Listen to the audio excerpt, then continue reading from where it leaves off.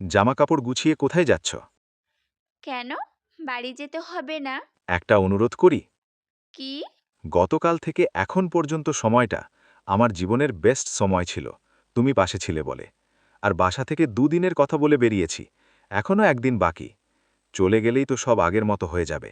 আজকের দিনটাও আমি তোমার সাথে কাটাতে চাই। না করো না প্লিজ। অবশেষে বৃষ্টি করুণ আবদারের কাছে হেরে গেল রাতের চিন্তাধারা।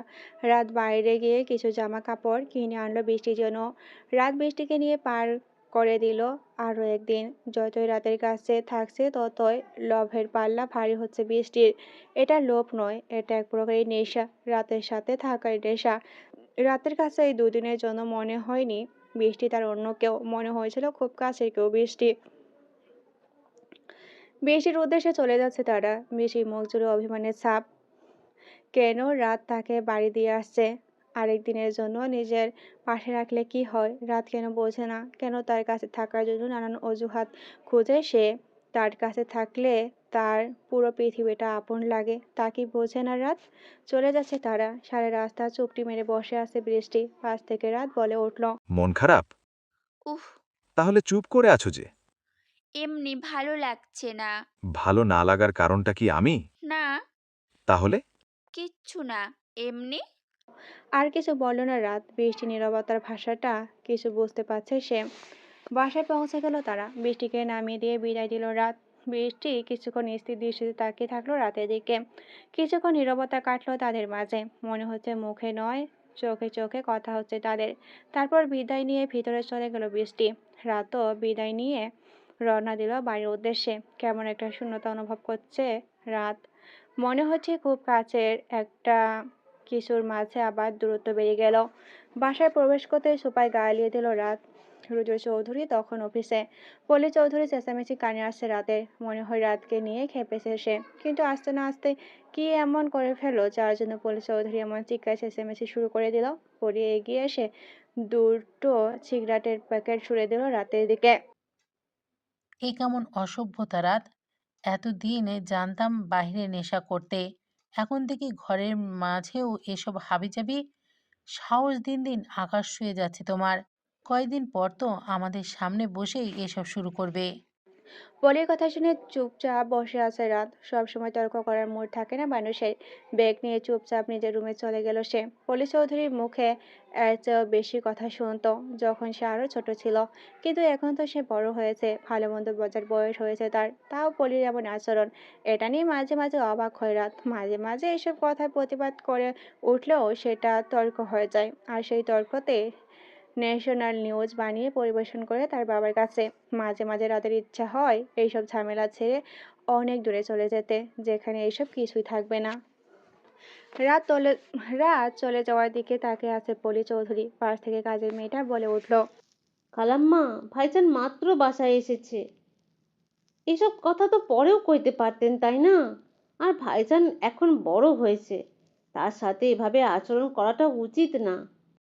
পলি রাগী দৃষ্টিতে তাকিয়ে আছে শিউলির দিকে।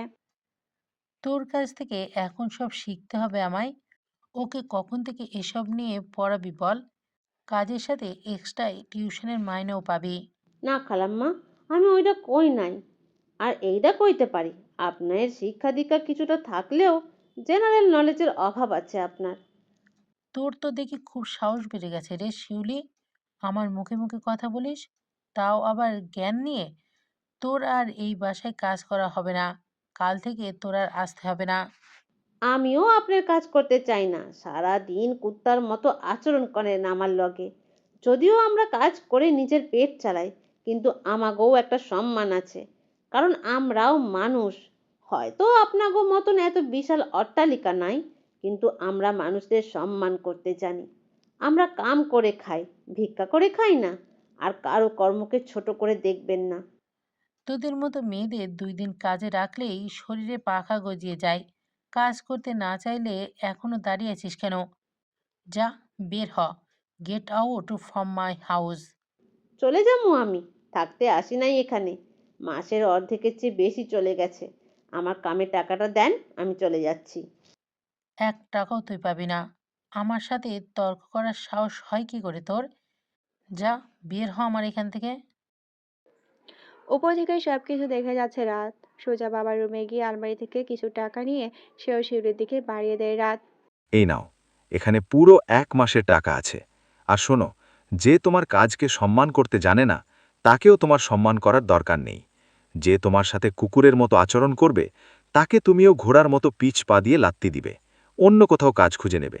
এতেই তোমার সম্মানটা বেঁচে থাকবে। শিউলি টাকা নিয়ে চলে গেল আর পলি অগ্নিদৃষ্টি নিক্ষেপ করে আসে রাতের দিকে। সেদিকে কোনো পাত্তা না দিয়ে সেখান থেকে প্রস্থান করলো রাত। বিকেলে স্কুল থেকে বাড়ি ফিরে এখন গেম খেলছে রিত। পাশে এসে দাঁড়ায় বৃষ্টি। এই রিত, ধর, আমার বিকাশ নাম্বারে 5,000 টাকা পাঠিয়ে আয় তো। এত টাকা বিকাশ করে কি করবি তুই? মাঝে মাঝে ফোনে রিচার্জ দিতে হয়। এত কথা বলিস না তো। যা, রিচার্জ দিয়ে আয়। আর এই 100 টাকা তুই কিছু খেয়ে নিস। এত আপু, বিরক্ত করিস না। দেখছিস না গেম খেলছি, পর দিব। এখন যা তুই। আর গেম খেলতে হবে না। দেখি, ফোনটা আমাকে দে। বিরক্তি মনে পড়িয়ে দিল রিত। সন্ধ্যা অবধি বসে আছে বৃষ্টি। ফোনে টাকা আসার কোনো নামগন্ধই নেই। বৃষ্টি অপেক্ষায় আছে রাতের সাথে কথা বলতে। ফোনের ব্যালেন্স নেই। এদিকে হৃদও কোনো খোঁজ নেই। সন্ধ্যার পর বাড়ি ফিরে এলো রিত। বৃষ্টি এগিয়ে গিয়ে জিজ্ঞাসা করলো। কি রে, কোথায় ছিলি এতক্ষণ? ওই তো আমার বন্ধু সামির আছে না, ওর সাথে ছিলাম। তো ফোনে টাকা আসেনি কেন? কিসের টাকা? তোকে যে বললাম বিকাশ রিচার্জ দিতে, সেই টাকা। কখন বললি? একটু আগে তো তুই বললি, এই নে ধর, তোর নাকি টাকা লাগবে, এগুলো রাখ। কি, তুই ফোনে টাকা দিসনি? তুই আমার টাকা দিলি হাত খরচের জন্য, আর সেগুলো আমি তোর ফোনে ভরে দিব? মগের মূল্য নাকি? ফোনে পাঠাতে হবে না, তুই আমার টাকা দে আগে। নেই। নেই মানে? নেই মানে নেই। আমাদের স্কুলের মাঠে একটা ফুটবল টুর্নামেন্ট হচ্ছে, সেখানে 4,000 দিয়ে একটা টিম দিয়ে সেখানে চার সেখানে 4,000 দিয়ে একটা টিম রেখেছি। আর স্বামীর সাথে একটু ঘোরাফেরা করলাম, খেলাম, এই আর কি। 500 টাকার মতো আছে এখন। সেগুলো নিবি? আচ্ছা বাদ দে। এই 500 দিয়েও আচ্ছা বাদ দে। এই 500 নিয়েও আর কি করবি? এগুলো না হয় আমার কাছে থাক।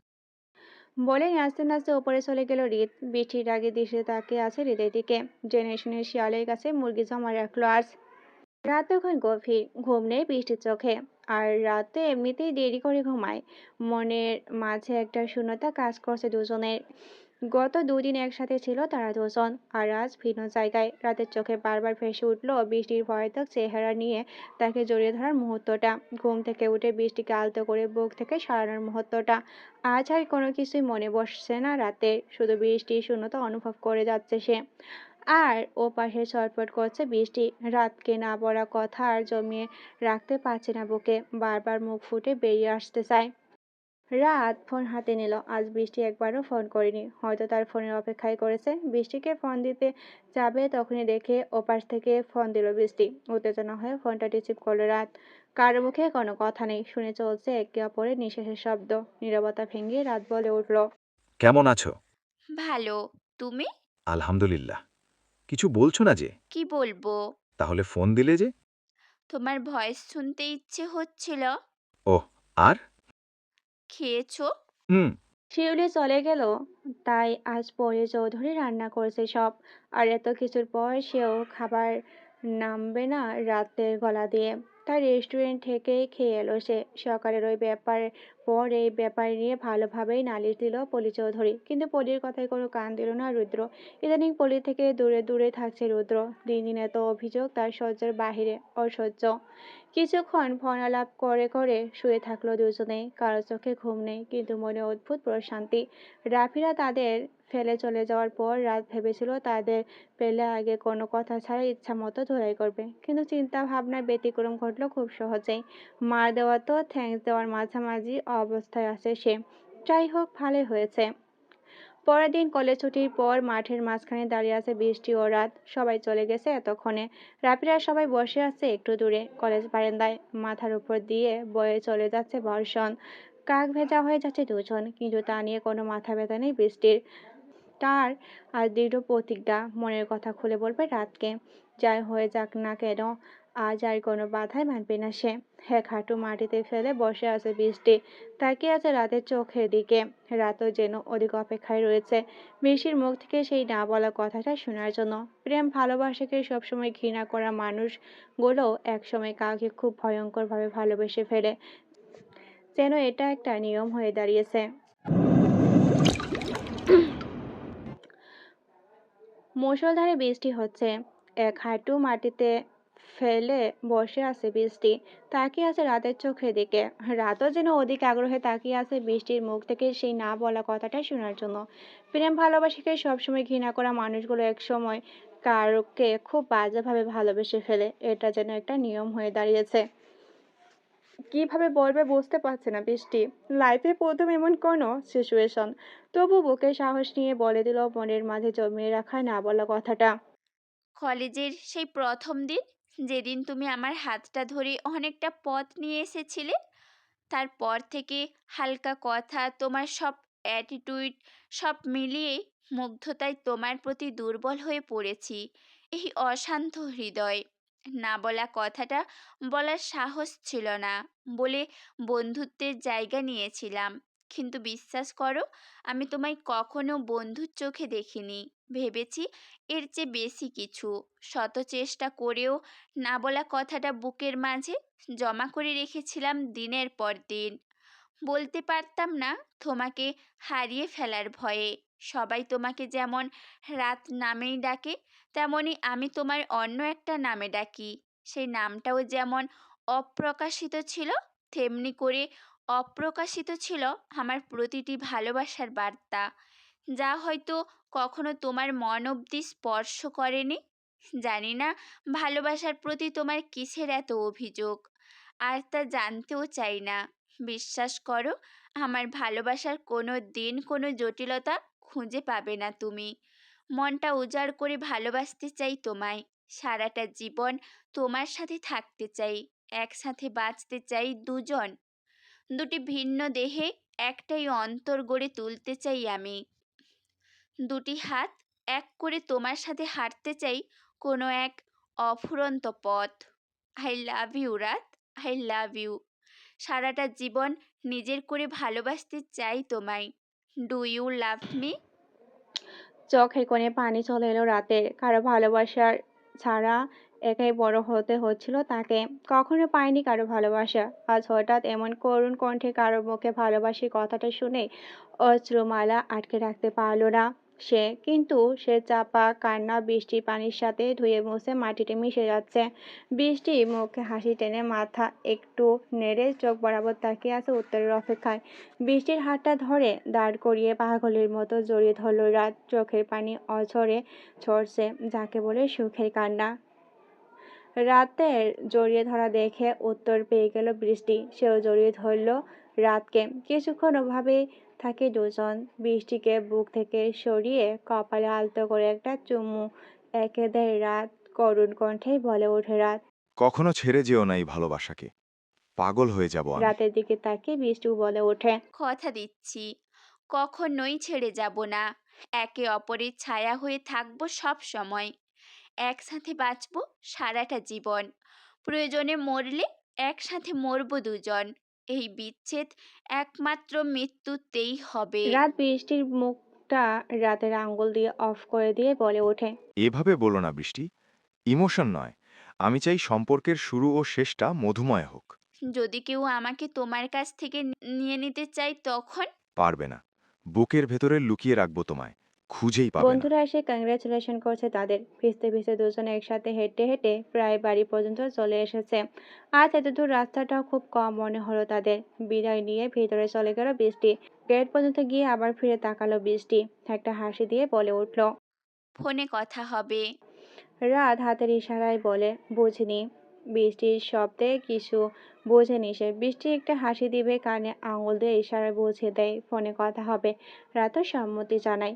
বুকে দুহাত গুজে নিজের রুমের বারান্দায় থেকে সব দেখে যাচ্ছে রিত। রিত ভালোই বুঝতে পারছে এটা কোনো সাধারণ ব্যাপার নয়। এটা সাজিদ নামক ঘূর্ণিঝড়ের আগমন বার্তা। ঘরে এসে বসে ফ্রেশ হয়ে খাওয়া শেষ করে রুমে বসে ফোন টিপছে বৃষ্টি। রাতকে ফোন দিতে যাবে, তখনই রিত দরজার সামনে এসে বলে। আপু এ আসবো? আয়। হৃদ গিয়ে বসে বৃষ্টির পাশে। হৃদের মাঝে আজ কোনো চঞ্চলতা দেখতে পাচ্ছে না বৃষ্টি। হৃদ দুই টাইমে এমন থাকে, কোনো বিষয় সিরিয়াস থাকলে আর কোনো আকাম করে এলে। বৃষ্টি ফোনের দিকে তাকিয়ে বলে উঠল। আজ কি আকাম করলি আবার? না, বৃষ্টি এবার বরাবরের হৃদের দিকে তাকায়। তাহলে এমন চুপচাপ কেন? আপু, একটু বেশি হয়ে যাচ্ছে না? কি ব্যাপারে? রাত ভাইয়াকে নিয়ে বলছি আমি। তুই কিভাবে জানলি রাতের কথা? এটা তাচ্ছিল্যের হাসে হৃদ। আমি কি করে জানলাম? হাসালি আপু, আমি তোর ভাই। আর আমার বোনের ব্যাপারে আমি খোঁজ খবর রাখবো না? আমার বোনটার কোনো বিপদ হচ্ছে কিনা, ভুল মানুষের সাথে চলছে কিনা। আর দুদিন আগে যে ঘুরতে গিয়েছিলি, কোথায় থেকেছিলি সবই আমি জানি। আর এটাও জানি দুদিন তুই রাত ভাইয়ের কাছেই ছিলি। তুই কি আমায় ভুল বুঝছিস হৃদ? না আপু, আমি জানি আমার বোনটা আর যাই করুক, ফ্যামিলির সম্মান নষ্ট হবে এমন কোনো কাজ সে করবে না। খুব বড় হয়ে গেছে আমার ভাইটা। দুদিন পর কলেজে ভর্তি হব। এখনো কি বাচ্চা মনে হচ্ছে? তুই আমার কাছে সব সময় বাচ্চা। তাই তো আমাকে এত জ্বালানোর পরও তোকে ক্ষমা করে দেই। আর তুই রাতকে চিনিস কিভাবে? আমি তো তোকে তার নাম ও তার সম্পর্কে কিছুই বলিনি। যেদিন তোর আর রাত ভাইয়াকে নিয়ে আমার প্রথম সন্দেহ হয়েছিল, ঠিক সেদিন আমি রাত ভাইয়ার ব্যাপারে সব খোঁজ খবর নিয়েছি। ছেলেটা ভালো, পূর্বে কোনো মেয়ে গঠিত ব্যাপারে জড়িত ছিল না। শান্ত স্বভাবের ভদ্র একটা ছেলে রাত ভাইয়া। আমার পক্ষ থেকে পুরোপুরি মেনে নিলাম। কিন্তু 3 বছর পূর্বের কাহিনীটা কি তোকে আবার নতুন করে মনে করে দিতে হবে? আমার সব মনে আছে হৃদ। তোর হাতটা ধরেছিল বলে সেই পিন্টু ভাইয়াকে সাজিদ ভাইয়া কি করেছিল? যদি সাজিদ ভাইয়া রাত ভাইয়ার সাথেও এমন কিছু করে বসে? পেয়েছেটা কি ওই সাজিদ? সব সময় যাই বলবে তাই করব। সে যা চাইবে তাই হবে। ওর প্রতি বিরক্ত হয়ে গেছি আমি। টেনশন নিস না আপু, আমি সব সময় তোর সাথে আছি। আমার বোনটা লাইফে খুশি হোক, এটাই আমি চাই। আর আমি সবসময় ফানি মুডে থাকি তার অর্থ এই নয় যে আমি এসব আবেগের বশে বলছি। যখন আমি ফাজলামের মুডে থাকি তখন আমি ফাজিল, আর যখন সিরিয়াস হয়ে যাই তখন আমি পুরোপুরিভাবেই সিরিয়াস। তোর সুখের জীবনে যদি কেউ বাধা হতে আসে, যদি কারো জন্য তোর মনে একটুখানি আঘাত লাগে, তবে সেটা সাজিদ হোক আর অন্য কেউ হোক, সে আমার আসল রূপটা দেখতে পাবে। এখনো ছোট বলে সব না বুঝার ভান করে পড়ে আছি। সময়ের সদ্ব্যবহারটা সকলে দেখতে পাবে। সিরিয়াস মুড নিয়ে ঘর থেকে হন হন করে বেরিয়ে গেল হৃদ। বৃষ্টি ফোন দিল রাতকে। কি করো? এই তো, বৃষ্টি শেষ, তাই ছাদে একটু হাঁটাহাঁটি করছি। তুমি? আমি শুয়ে আছি। বারে, এত অলস হলে আমার বাচ্চা কাচ্চাগুলো সামলাবে কি করে? রাতের কথায় একটু বিষম খেলো বৃষ্টি। লজ্জায় কিছু বলছে না সে। রাত আবার বলে উঠল। কি হলো? বাচ্চার কথা শুনে চুপ হয়ে গেলে যে? তা না, কিন্তু এভাবে বলো না প্লিজ। আমার লজ্জা লাগে। এখন থেকে আমার সব কথাই লজ্জা পাওয়ার মতোই হবে। লজ্জা পাওয়ার মুহূর্ত চাই, বারবার দেখতে চাই তোমায়। আর লজ্জাই তো নারীর অলংকার। আজ রাত তাড়াতাড়ি বাড়ি আসলেও লাফিয়ে উঠল পলি চৌধুরী। তার ধারণা নিশ্চয় আজ কেন আকাম করে তাড়াতাড়ি বাসায় চলে এসেছে। ইদানিং রাতের সাথে ভালো যাচ্ছে না পলি চৌধুরী। এই নিয়ে অতিষ্ঠ হয়ে পড়ল রুদ্র চৌধুরী। যেই ছেলের খুশির জন্য সব মেনে নিচ্ছে সে, আর সেই ছেলের সাথে পলির এমন দুর্ব্যবহার। সব ভেবে চিন্তে চূড়ান্ত সিদ্ধান্তে পৌঁছালো রুদ্র চৌধুরী। পলির সাথে ডিভোর্সের সিদ্ধান্ত নিল সে। ডিভোর্সের কথা শুনে রুদ্র চৌধুরীর হাতে পায়ে ধরলেও সে তার সিদ্ধান্ত অটল থাকলো। কারণ এর আগেও বহুবার সতর্ক করেছে পলিকে। সে ভালোই বুঝতে পেরেছে পলির স্বভাব চরিত্র কুকুরের লেজের মতোই। 12 মাস তেল মাখলেও সেটা কখনো সোজা হবে না। পলির সাথে ডিভোর্সের পর রাতের সাথে আবার ভালো সম্পর্ক গড়ে উঠেছে রুদ্র চৌধুরী। সুখে থাকার জন্য এর চাইতে বেশি কিছু প্রয়োজন মনে করছে না সে। এভাবে কাটছে সময়। হৃদয় খুনসুটি প্রেম, রাত বেশি গভীর প্রেম। ভালো চলছে সব। পার হয়ে গেল একটি বছর। হৃদ এখন কলেজের স্টুডেন্ট। রাত ও বৃষ্টি এখন দ্বিতীয় বর্ষের মাঝামাঝি। ওদিকে সাজিদের পড়াশোনা প্রায় শেষ। হয়তো খুব শীঘ্রই ফিরে আসছে দেশে। ফল কাটতে গিয়ে হাটে ছুঁড়ে বসে যায় বৃষ্টির মা নয়নতারা বেগমের। বেশ কেটে গেছে যাওয়ায় রক্ত বন্ধ করতে কষ্ট হচ্ছে। একসময় রক্ত বন্ধ হলেও অজ্ঞান হয়ে যায় নয়নতারা বেগম। রাত হওয়ায় সব মিলিয়ে একটা হ্যান তেন অবস্থা। হৃদ ও তার বাবা মিলে হসপিটালে নিয়ে যায় তাকে। বৃষ্টি বাসায় ছিল। তার বাবা নাজিম সাহেব কয়েকজন ছেলেকে রেখে যায় তাকে পাহারা দেওয়ার জন্য। বাইরে প্রচন্ড বৃষ্টি হচ্ছে, রাতে চমকাচ্ছে বিদ্যুৎ। ঘরে একা একা ভীষণ ভয় করছে বৃষ্টির। সবচেয়ে বেশি ভয় হচ্ছে তার বাড়ির পাহারা দেওয়া ছেলেগুলোর উপর। বাইরের লোক আর যাই হোক বিশ্বাস করাটা মুশকিল, তার উপর আবার এই বৃষ্টির রাত, আরো সেই পুরো ঘরে একা। রাতকে ফোন দিল বৃষ্টি। আমার ভীষণ ভয় হচ্ছে রাত। কেন, কিছু হয়েছে? বৃষ্টি সব খুলে বলল রাতকে। রাত ঠান্ডা মাথায় বলে উঠল, রাতে খেয়েছো? হুম। তাহলে নির্ভয়ে ঘুমিয়ে পড়ো, কিচ্ছু হবে না। এগুলো তোমার মনের ভয়। ফোনটা অফ হয়ে যায় বৃষ্টির। চা শেষ। এবার ভয়টা আরো বেরিয়ে যায় তার। ভেবেছিল রাতের সাথে কথা বলতে বলতে অনেকটা সময় পার করে দিতে পারবে সে, এখন তাও শেষ। কিছুক্ষণ পর বারান্দায় কারো ছায়া ভালোভাবে দেখতে পারলো সে। বিদ্যুৎ চমকানোর আলোয় কেউ একজন বারান্দায় হাঁটাহাঁটি করছে। রাতের সাথে কথা বলার আগেও হালকা পাতলা দেখেছে, কিন্তু তা মনের ভুল ভেবে নিয়েছে সে। কিন্তু এখন ভয়টা পুরোপুরি ঢুকে গেল তার মনের মাঝে। কম্বল মুড়িয়ে শুয়ে গেল সে। কিছুক্ষণ পর এবার স্পর্শ দেখতে পেল তাকে। কেউ একজন দাঁড়িয়ে আছে বারান্দায়। এবার ভীতু পায়ে বারান্দায় যেতে চোখ কপালে উঠে যায় বৃষ্টি। রাত দাঁড়িয়ে আছে বারান্দায়, কাক ভেজা হয়ে আছে সে। তার মানে রাতের সাথে কথা বলার আগেও রাত এখানে ছিল।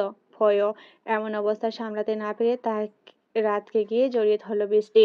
তুমি এসেছো, অথচ আমাকে তখন ফোনে বলনি কেন? ভাবলাম তুমি ঘুমাবে আর আমি এখান থেকেই পাহারা দিয়ে যাব। তোমায় ভয় পেলে তো দারুণ লাগে। হুম। আমি ওইসব ভয়টই পাই না। বৃষ্টি চৌধুরী এত ভীতু না। মির্জা থেকে চৌধুরী হয়ে গেলে কখন? বাহারে, মেয়েদের কি সবসময় এক পরিচয় থাকে? নিজস্ব কোনো পরিচয় থাকে না মেয়েদের? যখন তোমার বউ হয়ে যাব, বাড়ি যাব, তখন তো সবাই তোমার পরিচয়ে সবাই আমায় চিনবে, তাই না? রাত চৌধুরী, বৃষ্টি চৌধুরী, সিম্পল। আর যাই বলো, তুমি কিন্তু এখনো ভয়ের মধ্যেই আছে। হুম। একবার বললাম না, ওইসব ভয়টয় ওই বৃষ্টি চৌধুরী কেয়ার করে না। তার ভাব নিয়ে বলতে বলতে রুমে ঢুকে গেল বৃষ্টি। পুনরায় পিছন ফিরে রাতকে আর দেখতে পেল না বৃষ্টি। বারান্দাও নেই। ভয়ে এবার আরো বেড়ে গেল বৃষ্টির। কার সাথে কথা বলতো তখন? ভূত নয় তো আবার? ভয়ে পা ঠান্ডা হয়ে যাচ্ছে বৃষ্টির। হঠাৎ পিছন ফিরতে রাতের সাথে ধাক্কা খায় সে। শুধু শুধু ভয় দেখাচ্ছ কেন? রাত একটু হেসেই বলল, হায় রে সাহসী রে। সাজিদ আসছে আর কয়েকদিন পর। মায়ের মুখে এমন কথা শুনে ভয়ে চমকে ওঠে বৃষ্টি। তবু কিছু বলল না সে। আর যাই হোক, রাতের সাথে আগের মতো মিশতে পারবে না সে, এটা ভালোই বুঝতে পারছে বৃষ্টি। রাতকে ফোন দিয়ে একটু অনুরোধ করে বৃষ্টি। প্লিজ রাত, এই কয়েকদিন আমি তোমার পাশে থাকতে চাই। কোথাও নিয়ে চলো আমাকে। তোমার সাথে দূরত্ব বেড়ে গেলেই আমার নিঃশ্বাস বন্ধ হয়ে আসে। প্লিজ, কয়েকদিনের জন্য এমন জায়গায় নিয়ে চলো যেখানে শুধু তুমি আর আমি থাকবো। রাত ঠান্ডা মাথায় বলে উঠল, তে বের হব। এই 2-1 দিনের ভিতরেই নিয়ে চলো। একই কলেজে ভর্তি হলো রিত ও সুব্রতা। এখন আর ফাঁকি দিয়ে দেখতে যেতে হবে না সুব্রতাকে। তার পাশে থাকে এখন। ক্যান্টিনে বসে আছে রিত। স্বামীও এসে বসে তার পাশে। দোস্ত, একটা খবর শুনলি? রিত আর চোখে তাকায় স্বামীর দিকে। কি খবর? তোর গার্লফ্রেন্ড সুব্রতার কথা। কিছুক্ষণ আগেই তো কথা হয়েছে আমার সাথে, এখন আবার কি আকাম করলো? আরে আকাম করিনি, সুব্রতাকে আজ রাজীব প্রপোজ করেছে। স্বামীর কথা শুনে এক পায়ে দাঁড়িয়ে যায় রিত, যেন কেউ তার হৃৎপিণ্ড আঘাত করেছে। স্বামী বলে ওঠে, চল আমার সাথে। কোথায়? ওই শালার কলেজেটা কত বড় দেখে আসি। আমার কলেজে হাত দেওয়ার সাহস হয় কি করে ওর মতো ছেলের? থাক, বাদ দে এসব। বাদ দে মানে? চল, ওকে সীমিত আকারে একটা শিক্ষা দিয়ে আসি। এখন আবার কি করবি তুই? ওই শালার পক্ষীরে আজ নিজ হাতে জবাই দিব। এই দাঁড়া, রাজীবের তো কোনো গার্লফ্রেন্ড নাই। পক্ষী কাকে বলছস তুই? আরে দূর, গার্লফ্রেন্ড না, পক্ষী হচ্ছে ওর বংশের প্রদীপ জ্বালানোর লাইটার। আজ দেশে ফিরছে সাজিদ। বিচির বাবা ও সাজিদের বাবা মা গেল তাকে রিসিভ করতে। সকালে বাড়ি চলে আসবে তারা। সারা রাত ঘুম হয়নি বৃষ্টির। মাথায় দুশ্চিন্তার ভার। কয়েকবার ফোন করেছিল রাত, কিন্তু বৃষ্টি ফোন ধরেনি। ফোন সাইলেন্ট থাকে সব সময়। বান্ধে থাকায় বুঝতে পারিনি যে রাত বারবার ফোন দিচ্ছে। রুমে গিয়ে ফোন হাতে নিয়ে দেখে রাতের 12টা মিস কল। প্রথমে টানা কয়েকবার, পরে 5, 10, 15 মিনিট পর পর, আবার 15-20 মিনিট পর পর 2টা। এমন করে বৃষ্টির ফোন দিতেই ওপাশ থেকে রিসিভ করে রাত, যেন সে বৃষ্টির ফোন করার অপেক্ষায় বসেছিল। ফোন ধরছিলে না কেন? কাছে ছিল না, তাই বুঝতে পারিনি। তুমি কি কোনো কারণে রাগ করে আছো আমার উপর? না, তেমন কিছু না, এমনি ভালো লাগছিল না তাই। কিছু তো একটা হয়েছে, তাই না? আর তুমি আমার থেকে কথা লুকাতে পারবে না তা ভালো করেই জানো। সাজিদ ভাইয়া আসছে আজ। লোকটার আচরণ আমার একদম ভালো লাগে না। আগেও কেমন লোভাতুর দৃষ্টিতে তাকিয়ে থাকতো আমার দিকে। বাবা মায়ের অঙ্গি ভঙ্গিও ভালো মনে হচ্ছে না আমার। তার সাথেই বিয়ে দিতে উঠে পড়ে লেগেছে। মনে হচ্ছে দেশে পা রাখতেই কবুল বলিয়ে তার গলায় ঝুলিয়ে দিবে আমায়। তুমি কি চাও? আমি মুক্তি চাই এসব থেকে। আর তোমাকে ছাড়াও আমি বাঁচতে পারবো না রাত। আচ্ছা, দেখা করতে পারবে? এখন? কখন? পারবে? এখন? আচ্ছা। সাজিদ আসার আজ বাড়িতে একটা পার্টির আয়োজন করলো তার বাবা। একমাত্র ছেলে পড়াশোনা শেষ করে বাড়িতে আসছে বলে কথা। বিকালে বৃষ্টি, হৃদ, তার মার সাথে হৃদের বন্ধু স্বামী সবাই চলে গেল মামার বাড়িতে। মামার বাড়ি গেলেও কারোর সাথে তেমন একটা কথা বলেনি বৃষ্টি। বিষণ্ণ মনে দাঁড়িয়ে আছে বারান্দায়। সন্ধ্যা নেমে এলো, প্রকৃতির চোখ বোলাচ্ছে সে। পেছন থেকে কেউ একজন এসে কোমরে 2 হাত দিয়ে জড়িয়ে নিল, সাথে মিশিয়ে নেয় বৃষ্টিকে। তার স্পর্শ ঘৃণা তৈরি করলো বৃষ্টির মনে। এক ধাক্কায় তার কাছ থেকে দূরে সরে আসে বৃষ্টি। এটা কেমন অসভ্যতা সাজিদ ভাই? তুই এখনো সেই ছোট্টই রয়ে গেলি। ভালোবাসাকে অসভ্যতামির সাথে তুলনা করছিস। প্লিজ ভাইয়া, এমন করবেন না আমার সাথে। আপনি কাছে আসলেও আমার অস্বস্তি বোধ হয়। অস্বস্তি হবে, আরো বেশি অসুস্থ হবে। অস্বস্তির সাগরে ভাসিয়ে দিব তোকে, একবার শুধু বিয়েটা হোক। হাসতে হাসতে ওখান থেকে চলে যায় সাজিদ। বিষণ্ণ মনে ওখানে দাঁড়িয়ে আছে বৃষ্টি। চোখ দিয়ে গড়িয়ে পড়ছে নোনা জল। সাজিদ এভাবে শরীরে হাত দিল, তা ভাবতেই কান্না চলে আসে তার। রাত ছাড়া কেউ ওই শরীরে স্পর্শ করার অধিকার সে কাউকেই দিতে চায় না। অন্য কেউ ওই শরীরে অধিকার খাটানোর আগেই তার যেন মৃত্যু হয়, এই কামনাই সে করে। কিছুক্ষণ পর রুমে আসে বৃষ্টির মা। বৃষ্টিকে ডাক দিতে রুমে চলে যায় বৃষ্টি। কিরে, তুই এখনো রেডি হসনি? মেহমানরা তো চলে আসার সময় হয়ে গেছে। আমি রেডিই আছি মা। আর সাজুগুজু করে সবার সামনে যাওয়ার প্রয়োজন মনে করছি না আমি।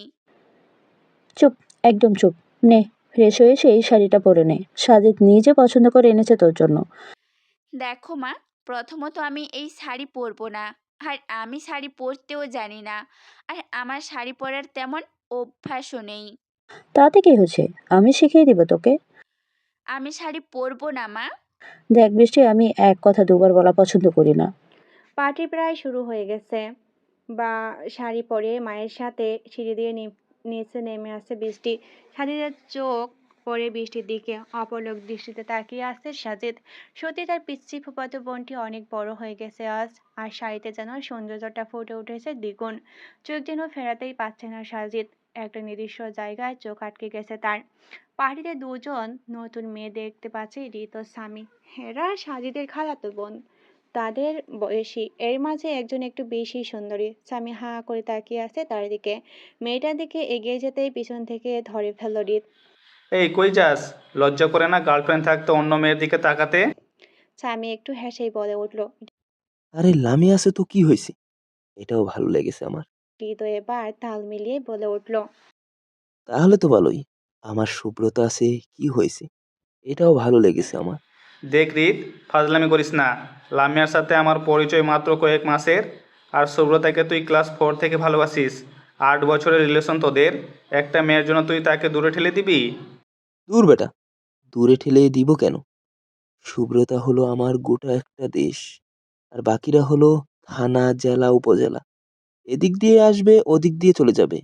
পটপট না করে দাঁড়িয়ে দাঁড়িয়ে দেখ আমি কি করি। স্বামী দাঁড়িয়ে আছে ওখানে আর রিত এগিয়ে গেল মেয়েটার দিকে। পকেট থেকে মানিব্যাগটা বের করলো রিত। কয়েকটা 1000 টাকার নোট দিয়ে পাখার মতো বাতাস করতে করতে গিয়ে বসলো মেয়েটার কাছে। টাকাগুলো দিয়ে বাতাস করতে করতেই বলে উঠল।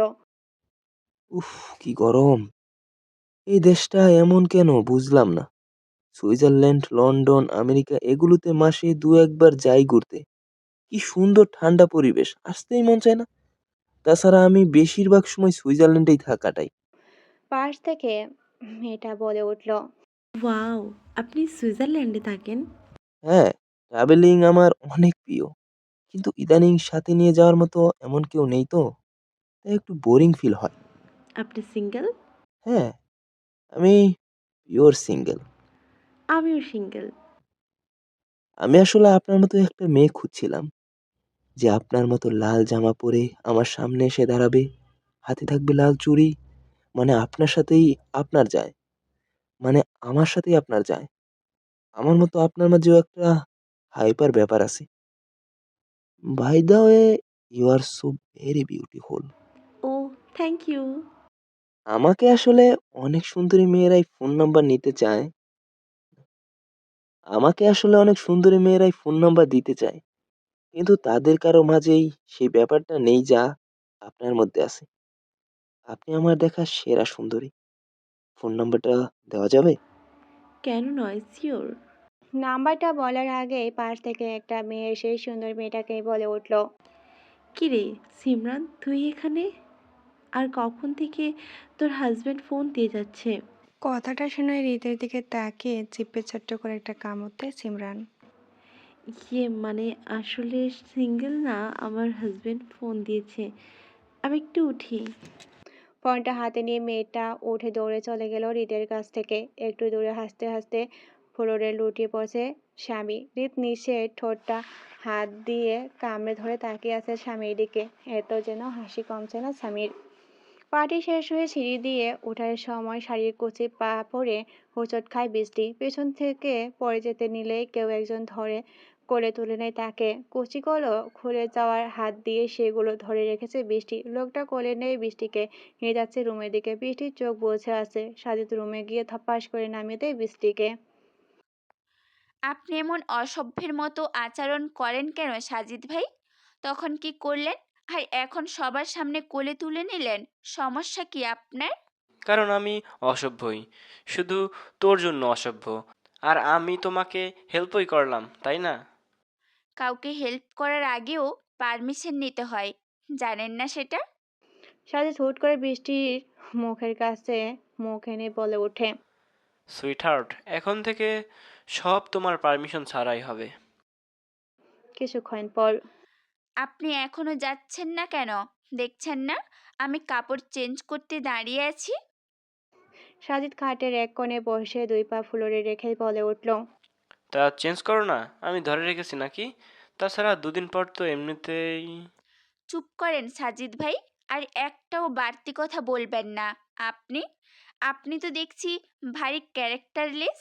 আপনি এই মুহূর্তে যদি রুম থেকে বের না হন, তাহলে আমি চিৎকার করে সবাইকে ডাক দিব। দে চিৎকার, কে মানা করছে? সবাই যখন তোর এই অবস্থা দেখবে তখন কি ভাববে? তাতে আমার জন্যই ভালো হবে। হয়তো আজই বিয়েটা পড়িয়ে দিতে পারে সবাই মিলে। বৃষ্টি এবার কিছু বলতে পারছে না, শুধু চোখ দিয়ে জল গড়িয়ে পড়ছে। ইচ্ছে করছে এক্ষুনি ভে ভে করে কেঁদে দিতে। বৃষ্টির চোখ লাল হয়ে আছে রাগে ও ঘৃণায়। কয়েক ফোঁটা জল গাল বেয়ে নিচে পড়ল। সাজিদ একটা হাসি দিয়ে বলে উঠল। বিয়ের পর এভাবে কান্নাকাটি একদম চলবে না, তখন আমি নিজেই কাপড় চেঞ্জ করে দেব। আজ দুদিন হলো রাজীব কলেজে আসেনি। সেদিন সুব্রতাকে প্রপোজ করার কারণে হৃদ দুই পায়ের মাঝ বরাবর যে লাথিটা দিয়েছে তাতে অজ্ঞান হয়ে দুদিন বিছনা থেকে উঠতেই পারেনি রাজীব। সুব্রতা আজ কলেজে আসেনি, বাড়িতে নাকি মেহমান আসছে তার। ওই দিন স্বামীও রামিয়ার সাথে নতুন রিলেশনের কথা বলে। একা একা বসে আছে হৃদ, কিন্তু লামিয়াকেও কেন জানি হৃদের সন্দেহ হয়। কেমন জানি ছলনাময়ী ভাব লামিয়ার মুখে। তবুও সবসময় সব অনুমান ঠিক হয় না। তাই স্বামীকেও এই ব্যাপারে কিছু বলল না হৃদ। কলেজ শেষে বাড়ি ফিরছে রাত ও বৃষ্টি। একজনের আঙ্গুলের ফাঁকে আরেকজনের আঙ্গুল দিয়ে ধরে আছে। একে অপরের হাত হেঁটে যাচ্ছে রাস্তার পাশ ধরে। সামনে একটা ফুচকার দোকান। দেখতে বায়না ধরলো ফুচকা খাওয়ার জন্য বৃষ্টি।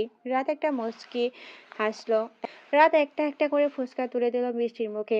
হাসি মুখে আরাম করে খাচ্ছে বৃষ্টি।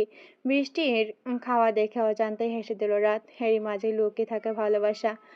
বৃষ্টিও রাতের মুখে তুলে দিল ফুচকা, মুখে একটা প্রসারিত হাসি। একটু দূরে গাড়ি নিয়ে দাঁড়িয়ে তাদেরকে দেখে যাচ্ছে সাজিদ, চোখে মুখে যেন বের হচ্ছে আগুনের শিখা। সেখানে আর এক মুহূর্ত না দাঁড়িয়ে চলে গেল সাজিদ। মনে হচ্ছে রাতের সাথে তার অনেক দিনের শত্রুতা আর তা আজ পুনরায় জেগে উঠেছে।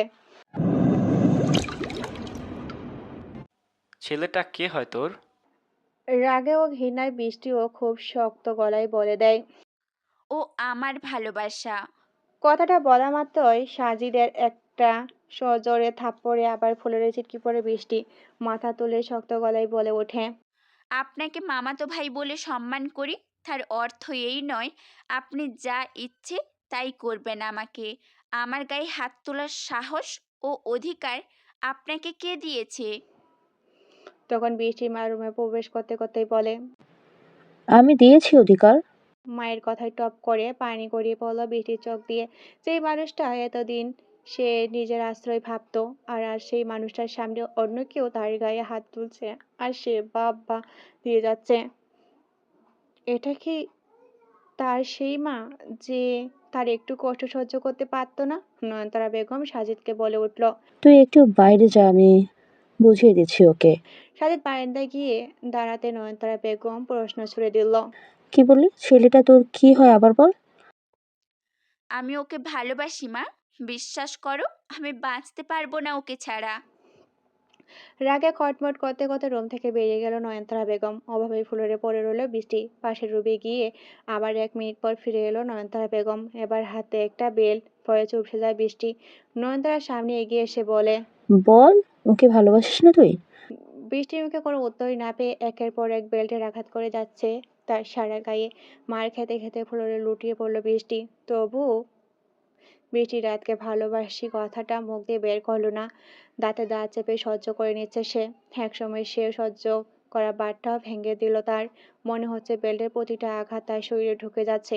মায়ের পা জড়িয়ে হাউমাউ করে কেঁদে দিল বৃষ্টি। আমি আর সহ্য করতে পারছি না মা, খুব কষ্ট হচ্ছে আমার। সাজিদ বারান্দা থেকে এসে গাল দুটি চেপে ধরে বৃষ্টির। বৃষ্টি কাঁদো কাঁদো ভাবে অসহায় দৃষ্টিতে তাকিয়ে আছে সাজিদের দিকে। নিজেকে খুব অসহায় মনে হচ্ছে আজ। বাবাও নেই বাড়িতে। বাবা থাকলেও হয়তো আজ তার সাথে এইসব করার সুযোগ দিত না কাউকে। বাবা, তুমি কোথায়? তাড়াতাড়ি বাড়ি চলে আসো। তার মেয়ের খুব কষ্ট হচ্ছে আজ। দম বন্ধ হয়ে আছে তার মেয়ের। রাগী চোখে বলে উঠল সাজিদ। আজ এই কষ্টের সাথে মুছে দিবি নিজের জীবন থেকে রাতের নামটা। ভুলে যাবি রাতকে, সরে যাবি রাতের থেকে অনেক দূরে। তা না হলে সরি বলার জন্য রাতকে তুই খুঁজে পাবি না। শুধু তোর মন থেকে নয়, তোর দৃষ্টির আড়াল হয়ে যাবে চিরতরে। বুকটা কেঁপে উঠল বৃষ্টি সাজিদের পা জড়িয়ে ধরে বলল। প্লিজ রাতকে কিছু করবেন না, আপনার পায়ে ধরছি আমি। আমি রাতের থেকে অনেক অনেক দূরে সরে যাব, তাও রাতকে কিছু করবেন না আপনি। গাল টেনে একটা হাসি দেয় সাজিদ। গুড ডিসিশন, কথাটা যেন মাথায় থাকে।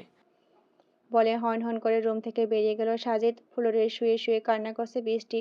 উঠে বসার শক্তিটুকু পাচ্ছে না সে। বাইক নিয়ে বাসায় ফেরার পথে হৃদ খেয়াল করলো স্বামীর গার্লফ্রেন্ড লামিয়া তার থেকে কিছুটা দূরে একটা ছেলেকে জড়িয়ে ধরে আছে। হৃদের বিশ্বাসই হচ্ছে না এটা কি সেই লামিয়া যে সামিয়াকে ভুলভাল বুঝিয়ে তার স্বামীর পুরো বিশ্বাসটা অর্জন করে নিয়েছে। পকেট থেকে ফোনটা বের করলো হৃদ। লামিয়া তার আর সামিয়ার থেকে এক বেশ জুনিয়র। স্বামীর গার্লফ্রেন্ড হওয়ায় হৃদের সাথে ভালো পরিচয় লামিয়ার। লামিয়াকে ফোন দিল হৃদ। হ্যালো ভাইয়া। হ্যাঁ লামিয়া, কোথায় তুমি? ভাইয়া, আমি তো বান্ধবীদের সাথে। কি করছো? এই তো ভাইয়া, বাড়ি যাচ্ছি। কেন ভাইয়া, কোনো সমস্যা হয়েছে? না, এমনি। আচ্ছা। Okay bye. ইউ কে? ফোন রাখতেই লামিয়ার পাশে ছেলেটা বলে উঠল। কেউ? ভাইয়া, কিন্তু তুমি তো বললে তোমার নাকি কোনো ভাই নেই, তাহলে? কাজিন হয়, বাদ দাও। ও। হেলমেট পরে লামিয়াদের সামনে দিয়ে বাইক নিয়ে চলে গেল হৃদ। সেদিন স্বামীকে কিছু বলল না হৃদ। লামিয়ার ব্যাপারে ভালো করে খোঁজ খবর নিতে হবে আগে। কিছুদিন পর দেখলো অন্য একটা ছেলের সাথে আবার সেই হোটেল থেকে বের হচ্ছে লামিয়া।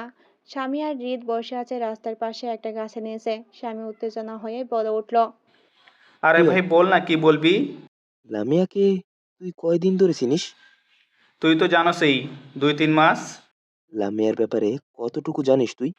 মানে? দেখ স্বামী, আমি সোজা কথা সোজাভাবেই বলছি। লামিয়াকে ভুলে যা তুই। দেখ রিত, ফাজলামি করিস না। আমি মোটেও ফাজলামি করছি না স্বামী। লামিয়া কোনো সাধারণ মেয়ে নয়। ওই মেয়ের স্বভাব চরিত্র সম্পর্কে তোর কোনো ধারণাই নেই। দেখ রিত, এমন কিছু বলিস না যাতে আমাদের বন্ধুত্বটা নষ্ট হয়। আর আমার পার্সোনাল লাইফ নিয়ে কথা বলার অধিকারটা তো নেই। দেখ স্বামী, লামিয়ার ক্যারেক্টারে প্রবলেম আছে। পরে কিন্তু পস্তাতে হবে তোকে। মুখ সামলে কথা বল রিত। আমি তোর ভালোর জন্যই বলছি স্বামী। লামিয়াকে আমি 2 দিন আগে দেখলাম একটা ছেলেকে জড়িয়ে ধরে রেখেছে। আর গতকাল দেখলাম একটা ছেলেকে নিয়ে একটা আবাসিক হোটেল থেকে বেরিয়ে আসছে। এসব বাড়াবাড়ির পাল্লায় পড়ে লাইফটা নষ্ট করে কোনো লাভ হয় না স্বামী। আর কোনো কথা বলার সুযোগ না দিয়ে স্বামী হুট করে একটা চড় বসিয়ে দিল হৃদের গালে। Mind your language. তুই আমার বন্ধু, তার অর্থ এই নয় লামিয়ার ব্যাপারে উল্টোপাল্টা যা তা বলবি আর আমি মুখ বুজে সহ্য করে নিব। আর আমার পার্সোনাল লাইফ নিয়ে তোকে না ভাবলেও চলবে। হৃদ ভাবতেও পারেনি উপকারের প্রতিদান এভাবে পেতে হবে তাকে। ঠান্ডা মাথায় বলে উঠল, ও, আমি ভুলেই গেছিলাম। লাইফটা তোর, আর তা নিয়ে কথা বলার রাইট আমার নেই। আই এম সরি তোর কাছে। লামিয়া খুব ভালো মেয়ে, আর তাকে নিয়ে সুখী হ, এই দোয়াই করি সবসময়। সেখানে বসে রইল স্বামী। বাড়ির পথে রওনা দিল হৃদ। সেদিন মারার পর হুট করে জ্বর উঠে যায় বৃষ্টি। সারা শরীর ব্যথা ও জ্বরের কারণে এই 3-4 দিন রাতের সাথে কোনো যোগাযোগ করতে পারেনি সে। এদিকে পাগলের মতো বৃষ্টিকে খুঁজছে রাত। কয়েকদিন ধরে কলেজেও যায় না, ফোনও বন্ধ পাচ্ছে। আর তার বান্ধবীরাও কিচ্ছু জানে না। বৃষ্টির কাছেও আসতে পারছে না রাত। আসতে চেয়েছিল গাড়িটা পার্কিং করে বৃষ্টির বাড়ির পাশে দাঁড়াতেই হুট করে একটা গাড়ি এসে তার পাশ দিয়ে চলে যায়। ভাগ্যিস সরে গিয়েছিল, তবু হাতে লেগে যায়। একদিন হসপিটালে ছিল রাত। ব্যাপারটা একটা অ্যাক্সিডেন্ট ভেবে তেমন পাত্তা দিল না রাতও। আজ জ্বর কিছুটা সেরে উঠেছে বৃষ্টির। ফোনটা হাতে নিয়ে দেখে বন্ধ হয়ে আছে। বিছনা থেকে উঠে ফোনটা চার্জে লাগিয়ে দিল সে। শরীরটা এখনো প্রচণ্ড ব্যথা করছে। মায়ের দাগগুলো স্পর্শ বসে আসে শরীরে। পিঠে বেশি আঘাত লাগার উপর হয়ে শুয়ে আছে সে, যাতে পিঠ বেশি চাপ না পড়ে। রাতের সাথে কোনো যোগাযোগ না হওয়ায় বুকের ভিতরটা কেমন ফাঁকা হয়ে গেছে তার। মনে অজস্র ভয়, সাজিদ তার কোনো ক্ষতি করেনি তো আবার। রুমে এসে বৃষ্টির পাশে বসে সাজিদ। সাজিদের দিকে তাকালো না বৃষ্টি। সাজিদকে দেখলেই ব্যথার পরিবর্তে শরীরটা ঘৃণায় জ্বলে যায়। সাজিদ মাথা ঠান্ডা করেই বলে ওঠে। কেমন লাগছে এখন? কোনো উত্তর দিল না বৃষ্টি। সাজিদ এবার কর্কশ গলায় বলে উঠল, কাল রাতের কাছে যাবি, শেষবারের মতো দেখা করে আসবি তার সাথে, যা ছিল সব শেষ করে দিবি তার সাথে। এটা তোর লাস্ট দেখা তার সাথে। কাল ওই সব সম্পর্কের ইতি টানবি তুই। তা না হলে বুঝতে পারছিস আমি নিজেই ইতি টানতে বাধ্য হব। বলে হন হন করে রুম থেকে বেরিয়ে গেল সাজিদ। আবার দু চোখ ভিজে এলো বৃষ্টির। ইচ্ছা করছে এখনই ছুটে যেতে রাতের কাছে, শক্ত করে জড়িয়ে ধরতে রাতকে, খুন করতে ইচ্ছা করছে। তুই আমার জীবনের সব, তোকে ছাড়া আমি শূন্য। তুই আমার বেঁচে থাকার অক্সিজেন, আর সেই অক্সিজেন না থাকলে আমার গোটা পৃথিবীটাও কোনো প্রয়োজন নেই। তোকে ছাড়া আমি বাঁচতে পারবো না রাত। আমার নিয়ে হারিয়ে যা কোনো এক অজানায়, যেখানে কেউ খুঁজে পাবে না আমাদের।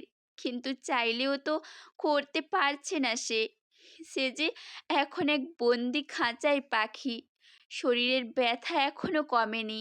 আগে হালকা জ্বর হলেও মা কাছে বসে থাকতো, আর এখন এত মারের পরও 3 দিন কঠিন জ্বর, তাও একবারের জন্য কাছে এসে প্রশ্ন করলো না, মা তুই কিছু খাবি? গাড়ি থেকে নামতে রাতের সামনে ভেসে ওঠে সেই চেনা মুখটা, যার কারণে তার জীবনে ঘিরে ধরেছে এক কলঙ্কিত অধ্যায়। কিছুক্ষণ স্থির হয়ে চেয়ে আছে তার সেই ছোট্টকালের হোম টিউটর আনিসের দিকে। রাতকে দেখে চিনতে পারলো আনিসও। সেও তাকিয়ে আছে রাতের দিকে। রাত টকবক করছে রাতের মাথায়। রাত রাস্তার মাঝে মারতে শুরু করলো আনিসকে। রাস্তায় ফেলে একের পর এক লাথি দিচ্ছে আনিসের গায়ে। তবু যেন রাগটা কিছুতেই থামছে না তার। এদিক ওদিক তাকাতেই চোখে পড়ল একটা দোকানের সামনে বিক্রি করার জন্য কিছু ক্রিকেট ব্যাট রাখা আছে। একটু হেঁটে গিয়ে ওখান থেকে একটা ব্যাট তুলে নিল রাত। এত বছরের সব রাগ আর সে একদিনে আনিসকে ফিরিয়ে দিবে। একের পর এক ব্যাটের আঘাতে রাস্তাটা ভিজে যাচ্ছে আনিসের রক্তে। অনেক লোক ভিড় করেছে সেখানে, সবাই দাঁড়িয়ে দাঁড়িয়ে দেখেই যাচ্ছে, কেউ বা আবার ফোন করছে পুলিশকে। কিছুক্ষণের মধ্যে ওখানে এসে হাজির হলো পুলিশ। ততক্ষণে আনিস অজ্ঞান হয়ে গেছে, রক্তে সারা শরীর ভিজে একাকার। রাতকে গাড়িতে করে নিয়ে যাচ্ছে তারা। একটু দূরে গাড়ি দাঁড় করিয়ে সব দেখে যাচ্ছে বৃষ্টির বাবা। পাশে ছিল সাজিদও। একটা কাজে সাজিদকে নিয়ে বেরিয়েছিল সে। সাজিদ আঙ্গুল দিয়ে দেখিয়ে দিয়ে বলল, ওই ছেলেটাই হলো রাত, যার কথা আপনাকে বলেছিলাম। বৃষ্টির বাবাও এবার কঠিন সিদ্ধান্তে পৌঁছে নিল। আর যাই হোক, এমন একটা সন্ত্রাসীর হাতে নিজের মেয়েকে তুলে দেওয়া যায় না। গ্লাস উঠিয়ে গাড়ি নিয়ে চলে গেল সেও। রাতকে ছাড়িয়ে নিয়ে এলো রুদ্র চৌধুরী। মারতে মারতে কোনো রকম বেঁচে গেছে আনিস। ওইদিকে সাজিদ বৃষ্টিকে রাতের সাথে দেখা করতে না করে দিলেও তার বাবা এবার বরাবরই নিষেধ করে দিয়েছে রাতের সাথে যেন কোনো ধরনের যোগাযোগ না রাখে বৃষ্টি। পিজি কলেজে যাওয়া বন্ধ করে দিয়েছে তার বাবা। আরো কয়েকদিন বাসা থেকে বের হতে পারবে না বৃষ্টি।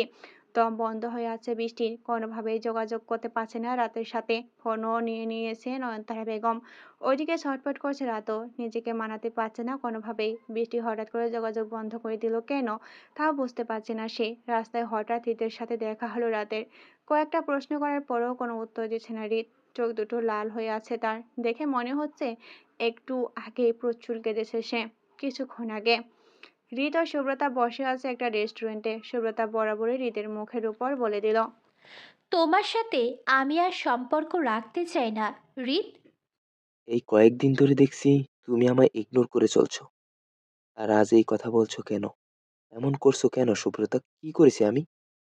আমার দোষটা তো বলো প্লিজ। আমি একবারও বলেছি তোমার কোনো দোষ আছে? আমার আর এই রিলেশনটা এগিয়ে নিতে ভালো লাগছে না, তাই ব্রেকআপ। তুমি বললেই তো আমি মেনে নিব না সুব্রতা। 8টা বছর নিজের হাতে গড়া এই রিলেশনশিপ, বললেই তো সবকিছু শেষ হয়ে যায় না সুব্রতা। আবার কোনো কিছু অসম্ভব না। নেক্সট টাইম তুমি আমার সাথে কোনো যোগাযোগ করার চেষ্টা করবে না। উঠছি আমি। হৃদ হঠাৎ সুব্রতার হাতটা চেপে ধরে। আমি তোমায় কোথাও যেতে দিব না সুব্রতা, জোর করে হলেও তোমায় রেখে দিব আমি। তুমি চাইলেই চলে যেতে পারবে না আমায় ছেড়ে। সুব্রতা হাতটা ছাড়িয়ে একটা চড় বসিয়ে দিল হৃদের গালে। এই, তুমি ব্রেকআপের মানে বোঝো না? একটা সম্পর্ক ছিল আমাদের, আর তা এখন আর নেই। তুমি না বলতে তুমি আমায় ভালোবাসো, আমার জন্য সব করতে পারবে? তাহলে প্লিজ আজকের পর থেকে কোনো দিনও আমার সামনে আসবে না। হন হন করে বেরিয়ে গেল সুব্রতা। ছল ছল দৃষ্টি সুব্রতা চলে যাওয়ার দিকে চেয়ে আছে হৃদ। হৃদ যেন বিশ্বাসই করতে পারছে না এটা তার সেই সুব্রতা। বাসায় এসে অনবরত কেঁদে চলছে সুব্রতা। হিচকি হিচকি তুলছে আর কাঁদছে। সে চায়নি হৃদকে কখনো কষ্ট দিতে। হঠাৎ মুখ ধরে দৌড়ে ওয়াশরুমে চলে গেল সুব্রতা। হিচকি হিচকিতে কাঁদতে কাঁদতে কাশির সাথে বেরিয়ে এলো এক ধরা রক্ত। বাসায় ফেরার পথে রাতের সাথে দেখা হয় হৃদের, কিন্তু হৃদের মুখে কোনো কথা নেই, শুধু চোখ দুটি লাল হয়ে আছে। চারপাশটা কেমন জানি ধোঁয়াশা ধোঁয়াশা লাগছে হৃদের কাছে। ঘুমটাও, মাথাটাও ঘুরছে। রাত কি বসে তা বুঝতে পারেনি হৃদ। রাত পাশের দোকান থেকে একটা খাতা আর কলম নিয়ে কি যেন লিখলো সেটার মাঝে। হৃদ খপ করে নিয়ে নিল সেটা। মাতাল কণ্ঠেই বলে উঠল, এটা আপুকে দিতে হবেই, তাই তো দিয়ে দিব। সর সামনে থেকে, আমি বাসায় যাব। হৃদকে ধরে গেট অব্দি পৌঁছে দিল রাত। ঠুলতে ঠুলতে বাড়ির ভিতরে ঢুকলো হৃদ। ভিতরে ঢুকলে সাজিদ এগিয়ে এলো তার কাছে। হৃদের মাথায় একটা কথাই ঘুরছে। এই লোকটা আজও আমাকে কষ্ট দিতে এসেছে। সাজিদ এগিয়ে এসে বলল, কি হয়েছে তোর? এসব কি করলি তুই? ফুফা আর ফুফি দেখলে কি করবে জানিস? হৃদ সাজিদের গলা ধরে একটা ধাক্কা দিয়ে বলল, এই শালা, তোর এখানে কি রে? আমি কি করব না করব তোকে বলতে হবে? সর সামনে থেকে। আপুকে আজও কষ্ট দিতে আসছিস না? তোর কপালে শনি আছে বলে দিলাম, লাশ ফেলে দিব তোর। সাজিদ ভালো করে বুঝতে পারছে কোনো কথায় হুঁশ থেকে বলছে না হৃদ। সে হৃদকে ধরে রুমে এগিয়ে দিতে চাইলে তাকে সজোরে ধাক্কা দিয়ে ফেলে দিল হৃদ। তারপর ঠুলতে ঠুলতে বৃষ্টির রুমে এগিয়ে বিছানায় ধপ্পাস করে পড়ে যায় হৃদ। বৃষ্টি অবাক হয়ে দেখছে কাণ্ড। খুব বিশ্রী গন্ধ আছে হৃদের শরীর থেকে। বৃষ্টি দরজার কাছে গিয়ে দেখে ড্রয়িং রুমে কেউ নেই। তার মানে হৃদকে ওই অবস্থায় কেউ দেখেনি। ভেতর থেকে দরজাটা বন্ধ করে দেয় বৃষ্টি। হৃদের হাতে একটা কাগজ দেখতে পেল সে। বিকালটা আজ খুব ফুরফুরে। হালকা বাতাসে গাছের পাতাগুলো দোল খাচ্ছে। বৃষ্টি দৌড়ে এসে জড়িয়ে ধরছে রাতকে। কিছুক্ষণ নিঃশব্দে চোখের পানি ফেলল বৃষ্টি। রাতের চুল খামচে ধরে রাতের পুরো মুখে চুমু খাচ্ছে বৃষ্টি। যেন আজ 1000 বছর পর দেখা তাদের। বৃষ্টি আবার জড়িয়ে ধরল রাতকে। হঠাৎ রাতে চোখ পড়ল বৃষ্টির ঘাড়ে অনেকগুলো মারের দাগ। হাতটা বের করে দেখলো হাতেও আছে কতগুলো। বৃষ্টির হাত ধরে টেনে টেনে গাড়িতে নিয়ে গেল রাত। দেখি ওদিকে ঘোরো। কেন? আমি বলছি তাই। বৃষ্টি উল্টো হয়ে বসতেই পিঠের দিকে জামার অংশটা উপরে তুলে নিল রাত। দেখে পিঠেও হাজারো মারের আঘাত। চোখ ছলছল করছে রাতের। আলতো করে একটা চুমু এঁকে দিল সেই পিঠে। মুহূর্তে কেঁপে উঠল বৃষ্টি। এত কিছু হয়ে গেল, একটিবার জানানোর প্রয়োজন মনে করলেন আমায়? বৃষ্টি কাঁদো কাঁদো গলায় বলল, অনেকবার যোগাযোগ করতে চেয়েছিলাম তোমার সাথে। তাহলে আজ এলে কিভাবে? আজ আর থাকতে পারছি না। যাই হোক যাক না কেন, তবুও তোমাকে দেখতে খুব ইচ্ছে হচ্ছিল। এভাবে কি মেরেছে তোমাকে? আম্মু। আর সা- বাকি কথা বলার আগেই খুব ক্ষেপে গেল রাত। চোখ মুখ লাল হয়ে যাচ্ছে ধীরে ধীরে। সন্ধ্যার পর রাস্তার পাশে দাঁড়িয়ে ফোনে কথা বলছে সাজিদ। হঠাৎ একটা গাড়ি এসে দাঁড়ায় সাজিদের পাশে। কয়েকটা ছেলে নেমে চোখ মুখ বেঁধে গাড়িতে তুলে নেয় সাজিদকে। সাজিদের সামনে একটা চেয়ার নিয়ে বসে আছে রাত। তোর সাহস হয় কি করে বৃষ্টির গায়ে হাত তোলার? এই বাচ্চা। মারের সাথে অদ্ভুত সব গালিগালাজ রাতের মুখে। অনেকক্ষণ পরে সাজিদকে ওভাবে ফেলেই চলে যায় রাত। এখানেই পড়ে থাকবি তুই এই অবস্থায়? নাক মুখ দিয়ে রক্ত গড়িয়ে পড়ছে সাজিদের। একটু আগে বেল দিয়ে বৃষ্টির গায়ে দেখা প্রতিটা আঘাত দ্বিগুণ করে ফিরিয়ে দিল রাতকে। কিছুক্ষণ পর এসে দেখে সাজিদ নেই। চেয়ারটা পড়ে আসছে একটা সাদা কাগজ। আমাকে এভাবে তুলে এনে অপমান ও মারধর করার সাহসটা কারোরই নেই, আর তুই সেই সাহসটা দেখিয়ে দিলি। I like it brother. এবার এর প্রতিদানটা খুব সহজেই পেয়ে যাবি। রুমে বসে আছে বৃষ্টি। রুমে প্রবেশ করলো নয়নতারা বেগম। সেই দিনের মতো আজও তার হাতে বেল্ট। হয়ে চুপসে গেল বৃষ্টি। আজও কি সেদিনের মতো মারবে তাকে? হয়তো রাতের সাথে দেখা করার খবরটা মায়ের কান অব্দি পৌঁছে গেছে, কিন্তু আজ তো তার আর মায়ের সহ্য করার ক্ষমতা নেই। একটা বেল্ট হাতে নয়নতারা বেগমকে রুমে আসতে দেখে ভয়ে চুপসে গেল বৃষ্টি। ভয়ে ঠান্ডা হয়ে আছে সারা শরীর। নয়নতারা দিকে করুণ দৃষ্টিতে চেয়ে আছে বৃষ্টি। মনে হচ্ছে এক্ষুনি কেঁদে দিবে সে। নয়নতারা বেগম এগিয়ে এসে বলল, তোকে না নিষেধ করেছি বাড়ি থেকে বের হবি না? তাহলে কোন সাহসে রাতের সাথে দেখা করতে গেলি তুই? বৃষ্টি কিছু বলতে চাপে তার আগেই নয়নতারা বেগম একটা চর বসিয়ে দিল বৃষ্টির গালে। টাল সামলাতে না পেরে নিচে ছিটকে পড়ে যায় বৃষ্টি। নয়নতারা বেগম বেল দিয়ে আঘাত করতে চাপে তখনই খেয়াল করে কেউ পিছন থেকে বেলটা ধরে ফেলেছে। রাগের চোখে পিছনে তাকে দেখে হৃদ ধরে আছে বেলটা। বেয়াদবি তো ভালোই শিখে গেছিস রিত। কি শুরু করলে তুমি মা? একটা মানুষের তো ধৈর্যেরও একটা সীমা আছে। আর আপু মুখ বুজে সব সহ্য করে নিচ্ছে, তার অর্থ এই নয় তুমি সব সময় অত্যাচার করে যাবে তার উপর। বকে গেলে কিভাবে শাসন করতে হয় সেটা তোর কাছ থেকে আমার শিখতে হবে না রিত। শাসন?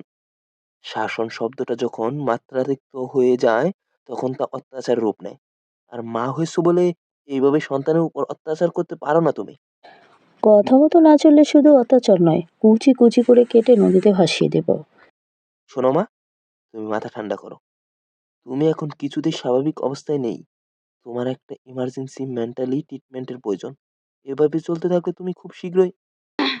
আর কিছু বলার আগে হৃদের গালে একটা চর বসিয়ে দেন নয়নতারা বেগম। বৃষ্টির বাবা সবে বাড়ি ফিরেছে। উপরে চেঁচামেচির আওয়াজ শুনে ওখানে যায় সে। দেখে হৃদের সাথে নয়নতারা তর্কতর্কি লেগেই আছে। আর বৃষ্টি ঘরের এক কোণে গুটিসুটি মেরে বসে বসে কাঁদছে। কি হচ্ছে এখানে? হৃদ বলে উঠল, দেখো বাবা, মা পাগল হয়ে গেছে। দিন দিন আপুকে বন্দি করে আটকে রেখে অত্যাচার করছে সে। দেখো বেল্ট দিয়ে দেখো বেল্ট নিয়ে আজও মারতে এসেছে। আমি বাধা দিয়েছি বলে আমার সাথেও লেগেছে। একটা মানুষকে কি দিনের পর দিন মানসিক চাপে রেখে আবার শারীরিক নির্যাতন করলে তার অবস্থাটা কি হবে? বাবা রাগী চোখে তাকিয়ে আছে নয়নতারার দিকে। এসবের মানে কি? তোমার সব কথা মেনে নেই তার মানে এই নয় যে আমি তোমায় কিছু বলতে পারবো না। ভুলে যেও না, ও তোমার একার মেয়ে নয়। রাগে গদগদ করতে করতে রুম থেকে বেরিয়ে যান নয়নতারা বেগম। দৌড়ে এসে বাবাকে জড়িয়ে ধরে বৃষ্টি হিচকি তুলে খাচ্ছে সে। কাঁদিস না মা, তোর কিছু হবে না। আমি এসে গেছি দেখ। বাবা, একটা সত্যি কথা বলবে? বল মা। আমি কি তোমাদের আসল মেয়ে, নাকি কোনো অনাথ আশ্রম থেকে নিয়ে এসেছো আমায়? তুই তো জানিসই তোর মা খুব বেশি রাগী। তাও কেন তার কথার অবাধ্য হোস বলতো? আমি বাঁচতে পারবো না বাবা। রাতকে ছাড়া আমি অন্য কারোর সাথে থাকতে পারবো না। খবরদার ওই ছেলের নামও মুখে নিবি না। ওসব গুন্ডা মাস্তানের হাতে আমি আমার মেয়েকে কিছুতেই তুলে দিব না।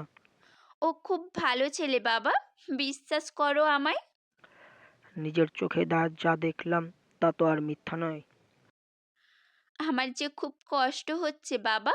আচ্ছা বাবা, আমি মরে গেলেই কি সব সমস্যার সমাধান হয়ে যাবে? খাবার টেবিলে বসে আছে রাত ও রুদ্র চৌধুরী। পুরো বাসায় এখন তাদের দুজনেই বসবাস। বিশ্বজ পদে বসে খাবার নাড়াচাড়া করছে রাত। রুদ্র চৌধুরী খেতে খেতে বলে উঠল, সব বুঝলাম। ওই মেয়েটা কি তোকে ভালোবাসে? হ্যাঁ বাবা। তাহলে সব ছেড়ে চলে আসতে বল এই বাড়িতে। ওকে নিয়ে যদি তুই সুখী হোস, আমার কোনো আপত্তি নেই তাতে। ও আসবে না বাবা, কারণ সম্পর্কটা ও সবার দোয়া নিয়েই শুরু করতে চায়। অভিশাপ নিয়েও কিছু করবে না বাবা। ও যদি ওর পরিবারকে মানাতে পারে, তবেই এই সম্পর্কের পূর্ণতা পাবে। কেমন এলোমেলো হয়ে আছে সবার পথ চলা। আজ অনেক দিন রাতের সাথে কোনো যোগাযোগ হয়নি বৃষ্টির। মাঝে মাঝে হৃদের ফোন দিয়ে যোগাযোগ করতো সে। এখন তাও সুযোগ নেই। সারাক্ষণ রুমের আশেপাশে থাকে নয়নতারা বেগম। তার ধারণা এভাবে থাকলে হয়তো রাতকে ভুলে যাবে বৃষ্টি। আমরা জানি সত্যিকারের ভালোবাসাকে কখনো আলাদা করা যায় না, ভোলা যায় না কখনো। দূরত্ব বেড়ে গেলেও মায়া থেকে যায় একে অপরের প্রতি। সুব্রতার খবর কানে আসতেই দৌড়ে হসপিটালে চলে যায় হৃদ। দেখে অক্সিজেন মাস্ক লাগিয়ে শুয়ে আছে সুব্রতা। গতকাল থেকে ছটফট করছে সুব্রতা। মনে এক বড় শূন্যতা। শেষবারের মতো যদি একবার হৃদকে কাছে পেত, একটিবার যদি দেখতে পারতো তাকে। হৃদকে দেখে পিট পিট করে তার দিকে তাকিয়ে থাকে সুব্রতা। চোখ বেয়ে গড়িয়ে পড়ছে জল। যেই দুইটো মানুষ সারা জীবন একসাথে থাকার প্রতিজ্ঞা করেছিল, আজ তারা নতুন সম্পর্ক গড়ে ওঠার আগেই হারিয়ে যাচ্ছে একে অপরের থেকে অনেক দূরে। এটাই ছিল তাদের ভাগ্যর লিখন। সবাইকে একটু বাইরে যেতে বলে সে। হৃদ বসে আছে সুব্রতার পাশে। কেন? কেন আমায় সত্যিটা বললে না সুব্রতা? কেন মিথ্যা বলে এতদিন দূরে ঠেলে রেখেছো আমায়? আমায় বলে কি আমি তোমায় ছেড়ে যাবো? প্রয়োজনে নিজের জীবন হের বিনিময় হলেও ফিরিয়ে আনবো তোমায়। প্রয়োজনে দেশের বাইরে নিয়ে যাব তোমায়। কেন এতটা দিন আমায় দূরে থাকতে দিলে? আমায় দেখলে লুকিয়ে লুকিয়ে থাকতে। দিনের পর দিন তোমার বাসার নিচে দাঁড়িয়ে থাকতাম তোমায় দেখার জন্য। যদিও আমার কোনো ভুল ছিল না, তবুও তোমার আশায় দাঁড়িয়ে থাকতাম একটিবার সরি বলার জন্য। যখনই তোমার কথা মনে হয়, তখন ইচ্ছে করতো তোমাকে একটিবার বুকে জড়িয়ে ধরতে। আমায় এমন শাস্তি দিও না সুব্রতা। আমি তোমাকে ভালোবাসি। তোমার দূরত্বের কষ্ট তিলে তিলে শেষ করে দিচ্ছে আমায়। কেন এমন করলে সুব্রতা বলো? এখন আমি চলে এসেছি সুব্রতা। কেন এমন করলে সুব্রতা, কেন? এখন আমি চলে এসেছি সুব্রতা, যেভাবেই হোক তোমাকে আমি সুস্থ করে তুলবো। যেখানে দরকার সেখানে নিয়ে যাব তোমায়। আর কোনোদিন মিথ্যা বলে দূরে ঠেলে দিও না সুব্রতা। তার আর প্রয়োজন নেই। ডাক্তার বলল আমরা অনেক বেশি দেরি করে ফেলেছি। এখন যা হয় সব উপরওয়ালার ইচ্ছা। তুমি শুধু নিজের খেয়াল রেখো। কথা দাও আমায়, কোনো পাগলামো করবে না। নিজেকে গুছিয়ে একদিন অনেক বড় হবে তুমি। আমি না হয় ওই দূর আকাশের তারা হয়ে তোমায় দেখে যাব হৃদ। যখনই আমার কথা মনে হবে তখনই চোখ বন্ধ করে কিছুটা সময় স্থির থেকো। দেখবে আমি তোমার পাশে আছি। রাতে একগুচ্ছ ফুল নিয়ে ছাদে এসে দাঁড়াও। আমি ওই দূর আকাশের তারা হয়ে নীরবতার ভাষায় কথা বলবো তোমার সাথে। কথা দাও, আমায় নিজের খেয়াল রাখবে তুমি। এভাবে বলো না সুব্রতা। কিচ্ছু হবে না তোমার। তুমি বড্ড অগোছালো হয়ে গেছো রিত। শরীরে চুলের কিছুরই কোনো যত্ন নাও না তুমি।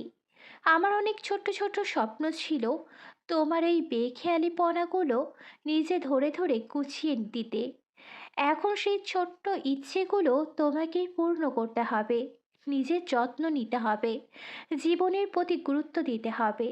দেখবে একদিন তুমি অনেক উঁচুতে পৌঁছে গেছো। Love you Rit, love you so much, and take care your self. Subrata মারা যাওয়ার পর থেকে কেমন চুপচাপ হয়ে গেছে রিত। সারাদিন একা একা বসে থাকে একটা অন্ধকার ঘরে। সেই ছোটবেলা থেকে রিলেশন, একতরফা ভালোবাসাটাকে হঠাৎ করে হারিয়ে শখটা ভালোই পেয়েছে সে। অন্ধকার ঘরে বসে সিগারেটের ধোঁয়া উড়াতে ব্যস্ত রিত। ঘরে অন্ধকার হয়ে আছে পুরো রুমটা। হয়তো খুব বেশি দিন থাকবে না এই বিষণ্ণতা। ঠিক হয়ে যাবে আস্তে আস্তে সব। এই কয়েকদিন বৃষ্টির সাথে কোনো ধরনের যোগাযোগ নেই রাতের। আগে যোগাযোগের মাধ্যম ছিল হৃদ, এখন সে রাস্তাটা বন্ধ। ওদিকে বৃষ্টির মা চাইছে যত তাড়াতাড়ি সম্ভব বিয়েটা দিয়ে দিতে, কারণ বিয়েটা হয়ে গেলেই সব ঠিক হয়ে যাবে। ইদানিং পাগলামি বেড়ে গেছে বৃষ্টির, এভাবে আর থাকা যাচ্ছে না। রাতকে ছাড়া দম বন্ধ হয়ে আছে তার। এত দিন কষ্ট করেও পরিবারকে মানাতে পারেনি সে। সামনে যাই পাচ্ছে তাই ভাঙচুর করছে বৃষ্টি। তার একটাই কথা, প্রয়োজনে মারা যাবে তবু রাতকে ছাড়া ওই সাজিদকে বিয়ে করবে না সে। তার মায়েরও কঠিন জেদ, প্রয়োজনে মেয়েকে কেটে নদীতে ভাসিয়ে দিবে তবু রাতের সাথে বিয়ে দিবে না মেয়েকে। বৃষ্টির বিয়ের কথা শুনে আরো দূরে থাকতে পারছে না রাত। ছুটে চলে এলো বৃষ্টির কাছে। রাস্তায় দাঁড়িয়ে আছে রাত, বারান্দায় দাঁড়িয়ে রাতের দিকে চেয়ে আছে বৃষ্টি। ইচ্ছে করছে পাখি হয়ে উড়াল দিয়ে চলে যেতে রাতের কাছে। কথা নেই, শুধু চোখ দিয়ে পানি ঝরছে তার। রাতে ছল ছল দৃষ্টিতে চেয়ে আছে বৃষ্টি দিকে। আগের বৃষ্টি ও এখনকার বৃষ্টির মাঝে খুব তফাৎ খুঁজে পাচ্ছে সে। মুখে নেই কোনো হাসির রেখা, চেহারাটা কেমন ভাঙা চোরা অবস্থার মতো পড়ে আছে। স্নিগ্ধ মিশ্রণ চুলগুলো কেমন উস্কো খুস্কো। প্রচুর কান্না পাচ্ছে রাতের, কিন্তু ছোটবেলা থেকে যে কাঁদতে অবস্থান নয়, এই জল অনেক আগেই শুকিয়ে গেছে। কিন্তু ছোটবেলা থেকেই যে কাঁদতে সে অভ্যস্ত, এই জল অনেক আগেই শুকিয়ে গেছে। তবু আজ ধরে রাখতে পারছে না কান্না। মনে হচ্ছে এই জল শুকায়নি, মনের কোনো এক কোণে জমা হয়েছিল এতদিন। আর আজ তা বেরিয়ে আসতে চাইছে। বৃষ্টি খেয়াল করলো একটা গাড়ি এসে থামলো রাতের সামনে। আর সেখানে কিছু ছেলে নেমে এসে ঘিরে ধরলো রাতকে। ওইদিকে কোনো ভ্রুক্ষেপ নেই রাতের, এক দৃষ্টিতে চেয়ে আছে বৃষ্টির দিকে। হঠাৎ একটা ছেলে এসে লাথি দিল রাতের পিঠে। রাত কিছুটা নড়ে উঠলেও এখনো তাকিয়ে আছে বৃষ্টির দিকে। ছেলেগুলো সবাই মিলে মারতে শুরু করে দেয় রাতকে। বারান্দায় দাঁড়িয়ে চিৎকার দিয়ে কাঁদছে বৃষ্টি। বারান্দায় বৃষ্টির পাশে এসে দাঁড়ায় সাজিদ। রাতের করুণ অবস্থা দেখে হাসছে সে। ছেলেগুলো এখনো মারছে রাতকে। এবার বৃষ্টি সহ্য করতে না পেরে সাজিদের পা জড়িয়ে ধরে হাউমাউ করে কাঁদছে। প্লিজ ওকে আর মারবেন না। আমি কথা দিচ্ছি, আপনি যা বলবেন তাই করব আমি। তবুও রাতকে ছেড়ে দিন, আপনার পায়ে ধরছি আমি। রাতকে আর মারবেন না, যা বলবেন তাই করব আমি। প্রয়োজনে রাতের সাথে আর কোনো যোগাযোগ রাখবো না, তবুও ওকে ছেড়ে দিন। সাজিদের মুখের দিকে তাকিয়ে দেখে রাতের দিকে চেয়ে চেয়ে হাসছে সাজিদ। সাজিদের মুখে কোনো উত্তর না পেয়ে রাতের কাছে যাওয়ার জন্য দৌড় দিল বৃষ্টি। পিছন থেকে হাতটা খপ করে ধরে ফেললো সাজিদ। আজ আর রাতের কাছে যেতে দেবে না বৃষ্টিকে। সাজিদ ইশারা করতে রাতকে ছেড়ে দিয়ে গাড়ি নিয়ে চলে যায় ছেলেগুলো। বারান্দায় বৃষ্টিকে ফেলে চলে আসে সাজিদ। রাতের দিকে তাকিয়ে দেখে বৃষ্টি কাঁদছে। রাতের দিকে তাকিয়ে তাকিয়ে কাঁদছে বৃষ্টি। হাঁটুতে ভর দিয়ে উঠে দাঁড়ায় রাত। নাক দিয়ে মুখ দিয়ে রক্ত গড়িয়ে পড়ছে তার। রাত এক দৃষ্টে চেয়ে আছে বৃষ্টির দিকে। এই বন্দি খাঁচার কতই না কষ্ট পাচ্ছে বৃষ্টি। বৃষ্টি হাত দুটি জোর করে চেয়ে আছে রাতের দিকে। আমায় ক্ষমা করে দিও রাত। হয়তো সুখটা আমাদের কপালে নেই, হয়তো সৃষ্টিকর্তা আমাকে তোমার পাঁজরের হাড় দিয়ে বানায়নি। আমাদের কপালটাই পোড়া মনে হয়। প্লিজ আমায় ক্ষমা করে দিও তুমি। ভাগ্য যে বড়ই নিষ্ঠুর। ভাগ্যে থাকলে আবার দেখা হবে একই রাস্তায়। দূরত্ব বেড়ে গেলেও তুমি থেকেই যাবে আমার মনের মণিকোঠায়। তুমি চলে যাও রাত, চলে যাও। প্রতিজ্ঞা রক্ষা করতে আজ আমি ব্যর্থ যে। প্লিজ তুমি চলে যাও। আমি না হয় তোমার জীবনে বেইমান হয়েই থেকেই যাব। মুখ চেপে কাঁদতে কাঁদতে ভিতরে চলে গেল বৃষ্টি। কিছুক্ষণ ঠায় দাঁড়িয়ে থেকে চলে যাচ্ছে রাতও। আর দুজনের চোখ দিয়ে গড়িয়ে পড়ছে অঝরে জল। আজ থেকে আলাদা হয়ে গেছে দুজনের পথ চলা। আজ থেকে দুজনেই ভিন্ন পথের পথযাত্রী। এক পা করে চলে যাচ্ছে রাত। প্রতিটা পা যেন আজ করে তুলছে দূরত্বের বিশাল ব্যবধান। বিছনায় পড়ে বালিশে মুখ গুজে অঝরে কাঁদছে বৃষ্টি। বুক ফাটা কান্না যাকে বলে। মনে আসছে হাজারো অভিযোগ, কেন তার সাথে এমন হতে হলো। কতজনের ভালোবাসা তো পূর্ণতা পায়, অন্যদের মতো যদি আজ আমাদের দুজনের ভালোবাসা পূর্ণতা পেত তাহলে কি খুব ক্ষতি হয়ে যেত। বাসায় দরজা অবধি পৌঁছাতে ছুটে আসে রুদ্র চৌধুরী। রাতের গায়ের বিভিন্ন অংশে রক্ত দেখে অস্থির হয়ে পড়েছে সে। কি হয়েছে বাবা তোর? এই অবস্থা কেন তোর? না বাবা, তেমন কিছু না। রাস্তা দিয়ে আসতেই একটা ছোট অ্যাক্সিডেন্ট হয়েছিল। এটা ছোট্ট? অস্থির হয়ে রাতকে নিয়ে গাড়িতে বসায় রুদ্র চৌধুরী। হসপিটালে চলে যায় রাতকে নিয়ে। কাটা স্থানগুলো ড্রেসিং করে বেঁধে দিয়েছে ডক্টর। ছেলের এমন অবস্থা সহ্য করার ক্ষমতা নেই রুদ্রর। কেবিনের বাইরে পায়চারি করছে সে। হঠাৎ চোখ পড়ল একটু দূরে বসে থাকা একটি মহিলার উপর। এত বছর পর সেই চেনা মুখটি দেখে আজও ঘৃণা হচ্ছে তার। কিন্তু আগের মতো নেই মানুষটা। সুন্দর লোহাকেও যেমন সামান্য মরীচিকায় নষ্ট করে দেয়, তেমনি নষ্ট হয়ে গেছে সামিয়া। দেখে মনে হচ্ছে অনেক বছর কোনো যত্ন পায়নি সে। রুদ্রকে দেখে তার কাছে আসে সামিয়া। ঘৃণার ছাপ এখনো রুদ্রের মুখে স্পষ্ট। নীরবতা ভেঙে সামিয়া বলল, কেমন আছো? কোনো উত্তর দিল না রুদ্র। সামিয়া আবার বলে উঠল, বিচ্ছেদের এতটা বছর পেরিয়ে গেল, আজও কি রাগ করে আছো আমার উপর? এবার সামিয়ার দিকে তাকায় রুদ্র। রাগ? কোনটা রাগ আর কোনটা ঘৃণা আশা করি আপনাকে বোঝাতে হবে না। আপনি করে বলছো যে? তুমি করে বলতেও একটা মায়ার দরকার হয়, যা অনেক আগেই ঘৃণায় পরিণত হয়ে গেছে। যাই হোক, কেন এসেছেন এখানে? এবার সামিয়া কেঁদে দিল। বাবাকে দেখতে এসেছিলাম, কিন্তু সেই ভাগ্যটা আমার কপালে নেই। সেদিন তোমার সাথে ডিভোর্স হওয়ার পর বাড়িতে যেতে নিষেধ করে দিয়েছিল বাবা। তিনি বলেছেন তার কোনো মেয়ে নেই। মাও বলে দিয়েছিল আমাকে পেটে ধরে অনেক বড় পাপ করে ফেলেছে সে। সকলের কাছ থেকে দূরে দূরে ছিলাম এতটা বছর। বাবার অসুস্থতার কথা শুনে ছুটে এসেছিলাম। ভেবেছিলাম এত বছর পেরিয়ে গেছে, তাদের অভিমানের পাল্লাটাও কিছুটা হালকা হয়েছে। কিন্তু না, বাবা তার অভিমানকে বড় করে রেখেছে। একটিবার দেখতে দেওয়ার অনুমতিও দিলেন না আমাকে। মা তো চোখ ঢেকে দূর দূর করে বের করে দিয়েছে আমাকে, যেন আমি ওখানে থাকলে ওদের পাপ হয়ে যাবে। এতটুকু বলে চোখ মুছে নেয় সামিয়া। আবার বলে ওঠে, তুমি কেন এসেছো? আমার ছেলেটার একটা ছোট্ট অ্যাক্সিডেন্ট হয়েছিল তাই। কি হয়েছে রাতে? আমি একটিবার দেখা করতে চাই ওর সাথে। কতটা বছর দেখি না তাকে। ওর সাথে দেখা করার সম্মানটুকু রেখেছো তুমি? লজ্জাটা তোমার এতটাই হ্রাস পেয়েছিল যে এতটুকু ছিল আমার ছেলেটা, তার কথাও একবার ভাবলে না তুমি? আর দেখা করিয়ে রাতের পুরনো ক্ষতটা জাগিয়ে তুলতে চাই না আমি। রুদ্র চৌধুরী উঠতে যাবে তখনই তার হাতটা ধরে ফেলে সামিয়া। আমাকে কি আর একটিবার সুযোগ দেওয়া যায় না? কথা দিচ্ছি, কাজের লোক হয়ে পড়ে থাকবো ওই বাড়িতে। এক ঝটকায় হাতটা ছাড়িয়ে নেয় রুদ্র চৌধুরী। যে ভুল করে আবার নিজের ভুলটা স্বীকার করে তাকেও ক্ষমা করা যায়, কিন্তু বিশ্বাসঘাতকের নয়। রাতের কাছে চলে যায় রুদ্র চৌধুরী। রাতেরও সব কমপ্লিট। বাসায় নিয়ে যাচ্ছে রাতকে। ডক্টর বলেছে 2-1 দিন রেস্ট থাকতে হবে রাতকে। বের হতে সামিয়া উল্টো পথে হাঁটা ধরল তারা। আর সামিয়াকে খেয়াল করেনি রাত। পেছন থেকে ছল ছল দৃষ্টে নিজের ছেলের দিকে তাকিয়ে আছে সামিয়া। জীবনে একটা ভুলের জন্যই সব কিছু থেকে বঞ্চিত সে। নাহলে তার সেই ছেলে, স্বামী, শাশুড়ি, চারজনের ছোট্ট সুখী সংসারটা আজও বেঁচে থাকতো। সব হারিয়ে এভাবে কাঁদতে হতো না আজ। সেদিনের পর আজ যোগাযোগ হয়নি রাত ও বৃষ্টির। যোগাযোগ বন্ধ থাকলেও দুই দিকেই দুটি প্রাণ আজও গভীর রাতে ঘুমহীন ছটফট করতে থাকে। বেশ কয়েকটা দিন পেরিয়ে গেছে। নিজেকে মানিয়ে নিয়েও মোটামুটি শিখে গেছে। বৃষ্টি। কিন্তু তীব্র বিষণ্ণতা ঘিরে ধরেছে রাতকে। এই বিষণ্ণতা যেন পূর্বের চাইতেও ভয়ঙ্কর। ওইদিকে সুব্রতাকে হারানোর শখটা থেকে আজও বেরিয়ে আসতে পারেনি হৃদ। অন্ধকার রুম আর সিগারেটের ধোঁয়া এগুলো যেন তার নিত্যদিনের সঙ্গী। রাত তখন ৩টা।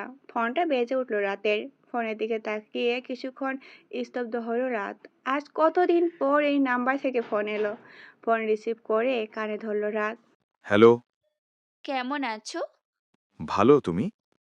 ভালো। আবার কিছুক্ষণ নীরবতা। প্রচুর কান্না পাচ্ছে বৃষ্টির। তবু কান্না চাপা রাখলো সে। নীরবতা ভেঙে রাত বলে উঠল। হঠাৎ এতদিন পর কি মনে করে? কান্না চেপে রাখতে না পেরে এবার কেঁদে দিল বৃষ্টি। কতটুকু দূরত্ব বেড়ে গেছে তাদের মাঝে। কারণে অকারণে ফোন দেওয়া মানুষগুলো আজ ফোন দেওয়ার আগে কোনো কারণ খুঁজে বের করতে হয়। বৃষ্টি চাপা কান্নার শব্দে যেন ফেটে যাচ্ছে রাতের বুকের ভিতরটা। বৃষ্টি কান্না থামিয়ে চোখ মুছেই বলে উঠল। কালকে দেখা করতে পারবে? কখন? বিকেলে? পারবো। রাতেরও বৃষ্টির সাথে দেখা করাটা জরুরি। বৃষ্টির দেওয়া সব কিছু ফিরিয়ে দিতে হবে তাকে। বিশেষ করে গিটারটা। সারা রাত আর ঘুম হয়নি রাতের। ফুরফুরে বিকালটায় সামনাসামনি দাঁড়িয়ে আছে দুজন। উত্তর দিক থেকে হালকা শীতল হাওয়া বইছে। এটাই হয়তো আমাদের শেষ দেখা, রাত। এরপর দেখা হওয়ার ভাগ্যটা হবে কিনা জানি না, তবে আমার জীবনে স্পেশাল সময়গুলো তুমিই আমাকে উপহার দিয়েছিলে। একটা অনুরোধ করব রাত। একটা নয়, আজ তুমি 1000টা অনুরোধ করো। অবাধ্য অনুরোধগুলোও আজ আমি বাধা দিব না। তোমায় শেষবারের মতো একবার জড়িয়ে ধরি। হাতটা বাড়িয়ে দিল রাত। ছলছল দৃষ্টিতে রাতের বুকে ঝাঁপিয়ে পড়ল বৃষ্টি। আজ থেকে রাত বৃষ্টির সকল সম্পর্কে ইতি ঘটে গেল। হয়তো বৃষ্টি পা বাড়াবে এক নতুন জীবনের দিকে, আর রাত পা বাড়াবে তীব্র একাকিত্বের পথে। এভাবেই কেটে গেল আরো কয়েকদিন। ওদিকে সাধিত বৃষ্টির বিয়ের বাকি মাত্র 2 দিন। তীব্র যন্ত্রণা এসে হানা দিল বৃষ্টির বুকে। মনে হচ্ছে জীবনের সব থেকে বড় অংশটা সে হারিয়ে ফেলেছে এই 2 দিন পর। আচ্ছা, রাতের জীবনে যখন অন্য কেউ জড়িয়ে রাতের জীবনে যখন অন্য কেউ জড়িয়ে পড়বে, তখন তাকেও কি এভাবে ভালোবাসবে সে? নাকি আরো বেশি বাসবে? নাকি আরো কম? না আর সহ্য করছে না। না, আর সহ্য হচ্ছে না বৃষ্টি। এদিক ওদিক হাঁটাহাঁটি করে সব আবার নতুন করে দেখছে হৃদ। গত 1 মাস যেই ঝড়টা বয়ে গেছে তার উপর দিয়ে, তাতে দিন দিন অবনতির দিকে হেলে পড়েছে তার জীবন। হয়তো শখ একটু বেশি পেয়েছে সে। ছেলের এমন অবস্থা দেখে টেনশনে পড়ে গেল হৃদের বাবা। এই 1 মাসে অনেক চেষ্টা করেছে তার জন্য, তেমন কোনো সমস্যা খুঁজে পায়নি। ওই একটু চিন্তায় চিন্তায় এমনটা হয়েছে। ঠিক হয়ে যাবে এরকম, তবে সব সময় চিন্তামুক্ত রাখতে হবে তাকে। দেখতে দেখতে কেটে গেল আরো একটা দিন। বিয়ের আর মাত্র 1 দিন বাকি। রাতের ফোনে ভেসে উঠল একটা অচেনা নাম্বার। রিসিভ করলো না রাত। আবার বেজে উঠতেই রিসিভ করে রাত বিরক্ত মাখা গলায় বলে উঠল। হ্যালো, কে? ওপাশ থেকে কেউ নরম কণ্ঠে বলে উঠল। আমি? মুহূর্তে যেন একটা ছোট্ট ঝাঁকুনি দিয়ে উঠল রাতের শরীরে। একটা শীতল হাওয়া অনুভব করলো বুকের ভিতর। যেই কণ্ঠস্বর শুনে নিজেকে সামলে রাখতে পারবে না সে। সেই প্রিয়জনের নাম্বার আইডি সব ব্লক লিস্টে রেখে দিয়েছে দিনের পর দিন, কারণ সেই কণ্ঠের সে আর শুনতেই চায় না। চাইলেও হয়তো ঠিক রাখতে পারবে না নিজেকে, কিন্তু আজ অন্য একটি নাম্বার দিয়ে ছেড়েই যখন গেল, তাহলে আবার মাঝে মাঝে ক্ষত জায়গাকে জাগিয়ে দেওয়ার কি দরকার? নীরবতার অবসান ঘটিয়ে বৃষ্টি বলে উঠল। কাল আমার বিয়ে। মুহূর্তে যেন দমটা আটকে গেল রাতের। বৃষ্টির সাথে এখন কোনো সম্পর্ক না থাকলেও কষ্ট হচ্ছে আজ, খুব বেশি কষ্ট হচ্ছে। নিজেকে শান্ত রেখে রাত বলে উঠল। Wow, congratulations! শুভকামনা রইল তোমার নতুন জীবনের জন্য। মুহূর্তে ওপাশ থেকে কান্নায় ভেঙে পড়ল বৃষ্টি। তার জীবনটা যেন এক কান্নাময় হয়ে গেল। ফোনটা কেটে দিল রাত, কারণ বৃষ্টি কাঁদছে আর সেই কান্না সহ্য করার ক্ষমতা যে তার নেই।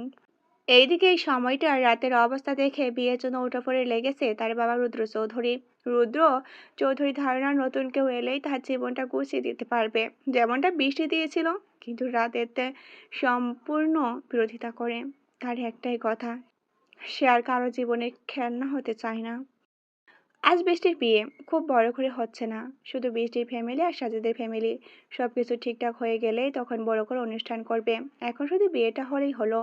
হৃদকেও দেখতে পাচ্ছে না কেউ, হয়তো এই বিয়েতে ঘোর আপত্তি তার। আর সেও এখন মন মানসিকতার কিছুটা দুর্বল। বিয়ের প্রায় সব রেডি, কাজী সাহেবও চলে এসেছে। এই মুহূর্তে বৃষ্টি অনুভব করতে পারছে সে ফ্যামিলির কথা ভাবতে গিয়ে কত ভুল একটা ডিসিশন নিয়ে ফেলেছে। বারবার শ্বাস আটকে আসছে তার, মনে হচ্ছে এক্ষুনি জ্ঞান হারাবে সে। হঠাৎ করে উপর থেকে চিৎকার দিয়ে উঠলো কেউ একজন।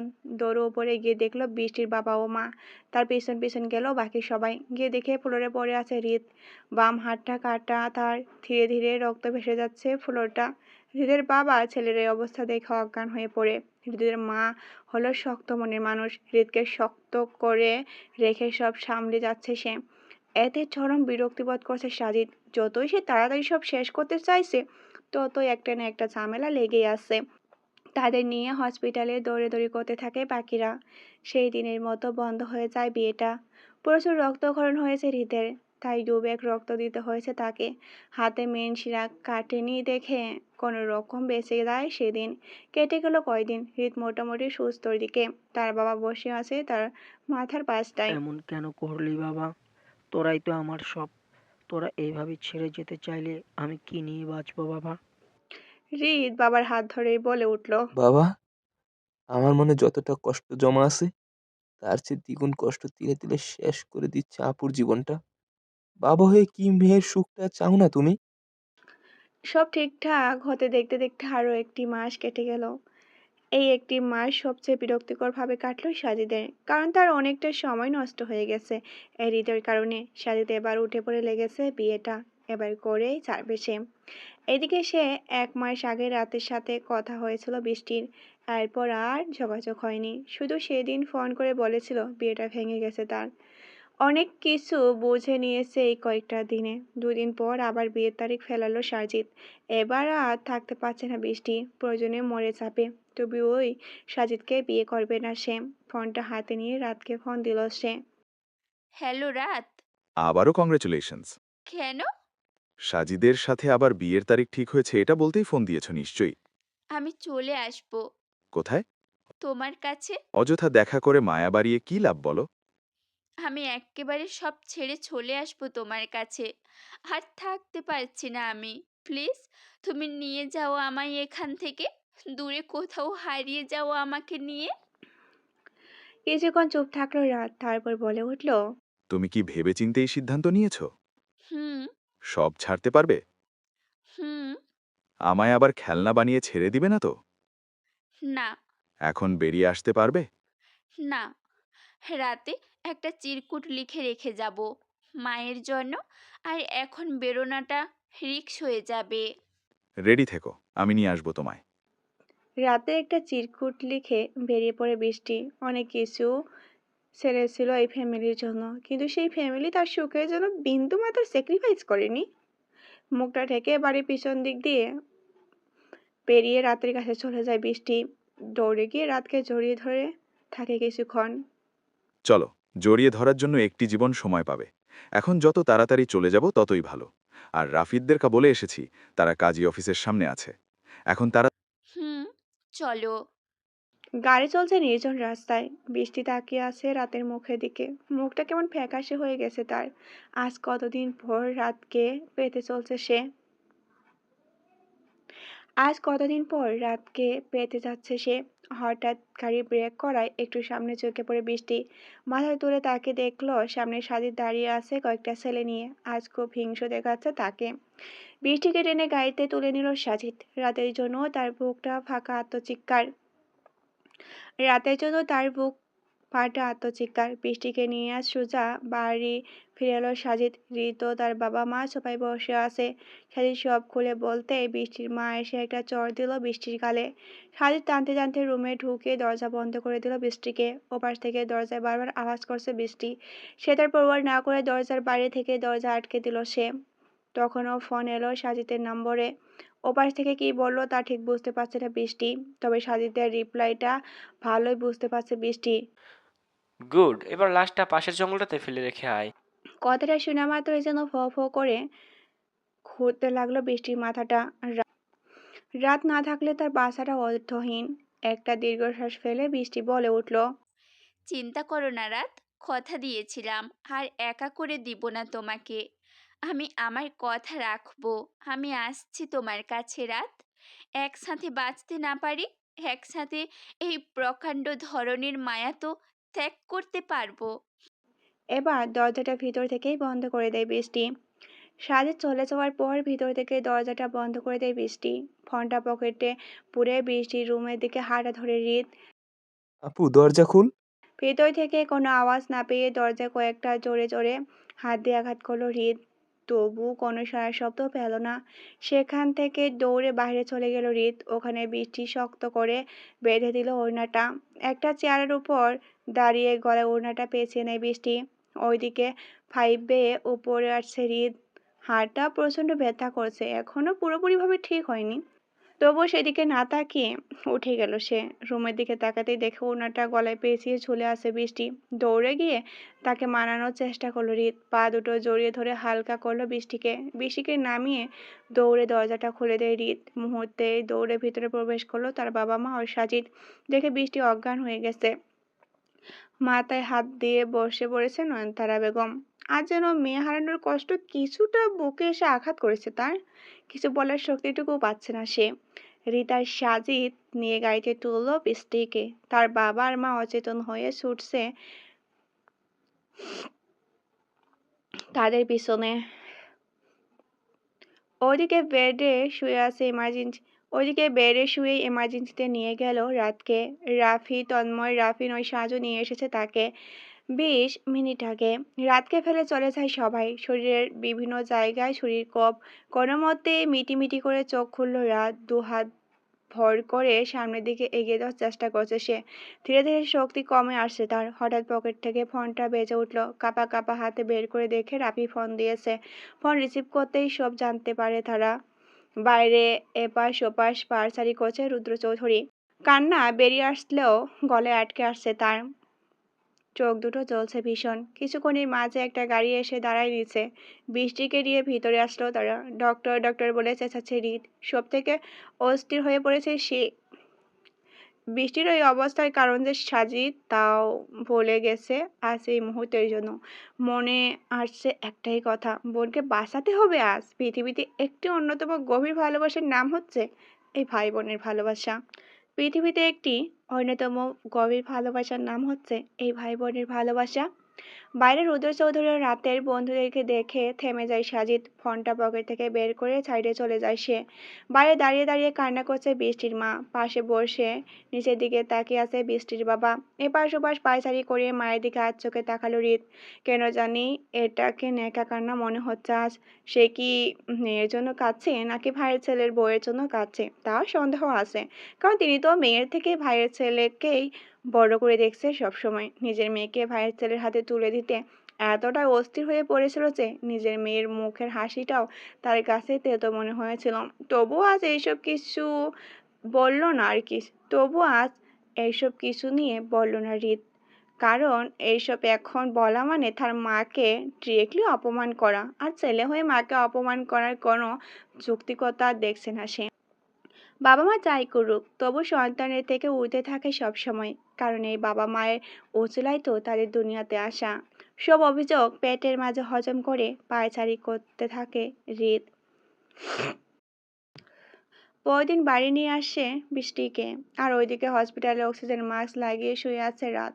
আর মোনাজাতে বারবার ছেলের প্রাণ ভিক্ষা চাইছে সৃষ্টিকর্তার কাছে তার বাবা রুদ্র চৌধুরী। বাড়িতে একের পর এক সব কিছু ভেঙে চলছে বৃষ্টি। কিছু না বলে সোফায় বসে বসে সব দেখে চলেছে তার বাবা। এক সময় ভাঙার মতো আর কিছুই না পেয়ে কাঁদতে কাঁদতে ফ্লোরে বসে পড়ে বৃষ্টি। এটি সান্ত্বনা দিয়ে দিচ্ছে তাকে। তার বাবা হেড হারা ধরলো রুমের দিকে। চোখের কোণে জলটা মুছে নিল হাত দিয়ে। স্ত্রীর কথাতে এতদিন প্রাধান্য দিয়ে এসেছে, কিন্তু আর নয়।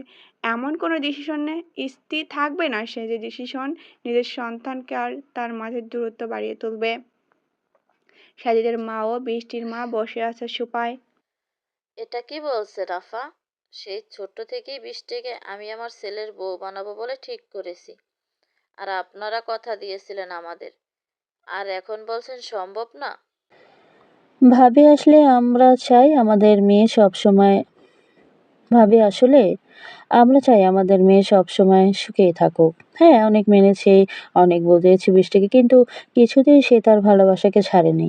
এতে কিছুর পরেও যদি আমরা একই সিদ্ধান্তে অটল থাকি যে সন্তানের প্রতি আমাদের কোনো ভালোবাসা, আদর, স্নেহ এবার বলাটাও ভুল হবে। আমরা মা-বাবা হয়ে তার উপর এত বোঝা চাপিয়ে দিতে পারি না। সংসারটা সেই করবে। আমিও যাব না, তার বাবাও যাবে না তার সাথে। তাহলে তার সুখী থাকার বিন্দুমাত্র ইচ্ছেও কি আমরা প্রাধান্য দেব না? আমরা হাজার চেষ্টা করলেও সাজিদের কাছে আমাদের মেয়েকে আটকে রাখতে পারব না। কারণ তার মন পড়ে রয়েছে ওই ছেলেটার কাছেই, যে এখনো হাসপাতালে থেকে বারবার বৃষ্টির কথাই জিজ্ঞেস করছে। সাজিদের কাছে রাখতে পারবো না মানে? আপনি কোনো চিন্তা করবেন না আপা, এইবার বিয়েটা হতে দেন। প্রয়োজনে হাত পা ভেঙে বাড়িতে বসিয়ে বসিয়ে খাওয়াবো, তবু আমার ছেলের চাওয়া পূরণ করতে হবে আমার। সিঁড়ি দিয়ে নামতে নামতে বৃষ্টির বাবা বলে উঠল, বাড়ির বউ কি হাত পা ভেঙে ফেলা রাখার জিনিস? পুত্রবধূ নিজের মেয়ের সমতুল্য। নিজের মেয়ে যেভাবে আপনাদেরকে মা বলে ডাকবে, ঠিক তেমনই পুত্রবধূও তার ব্যতিক্রম কিছু ডাকবে না। আপনি চাইছেন শুধু ছেলের জন্য একটা বউ, আর ওই ভদ্রলোক এত কিছু হয়ে যাওয়ার পরও আমার কাছে বৃষ্টিকে পুত্রবধূ হিসেবে চায়নি, চেয়েছে একটা মেয়ে। হাত পা ভাঙার জন্য যে আমার কাছে একটা বস্তু চাইছে, তার ঘরে কি আমার মেয়ে সুখী হবে? নাকি যেই ভদ্রলোকের ছেলের সাথে এত অন্যায় করার পরেও সে আমার কাছে একটা মেয়ে চাইছে, সেই ঘরে আমার মেয়ে সুখী হবে? আমি সাজিদের বাবার কাছে ক্ষমা চেয়ে নিব। বৃষ্টির সুখের জন্য হলেও আমরা আমাদের কথা রাখতে পারলাম না। বৃষ্টিকে নিয়ে সোজা রাতের কাছে চলে গেল তার বাবা। রুদ্র চৌধুরী খাইয়ে দিচ্ছিল রাতকে। তখনই বৃষ্টি ভিতরে ঢোকায় অবাক হয়ে যায় দুজন। রুদ্র চৌধুরী বৃষ্টির বাবার কাছে চলে যেতে বৃষ্টি দৌড়ে গিয়ে হাত রাখে রাতের দুগালে। উপর থেকে নিচ অব্দি একবার চেয়ে জড়িয়ে ধরে রাতকে। রাত তো বৃষ্টিকে বুকে নিয়ে আর শোয়াভাবে বসে থাকে নিঃশব্দ হয়ে। ওদিকে বৃষ্টির বাবা ডিসিশন চেঞ্জ করায় বাড়ি ঘর এক করে ফেলেছে সাজিদ।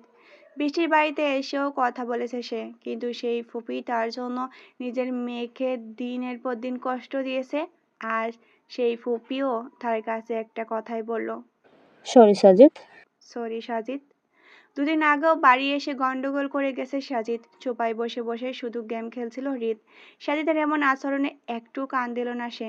নিজের শালার ছেলে দেখে কিছু বলল না বৃষ্টির বাবাও। না হলে এমন একটা ছেলেকে নাই করে দেওয়ার একজন এমপির পক্ষে কোনো ব্যাপারে না। তবু চুপচাপ সব সহজ সহ্য করে গেছে সে।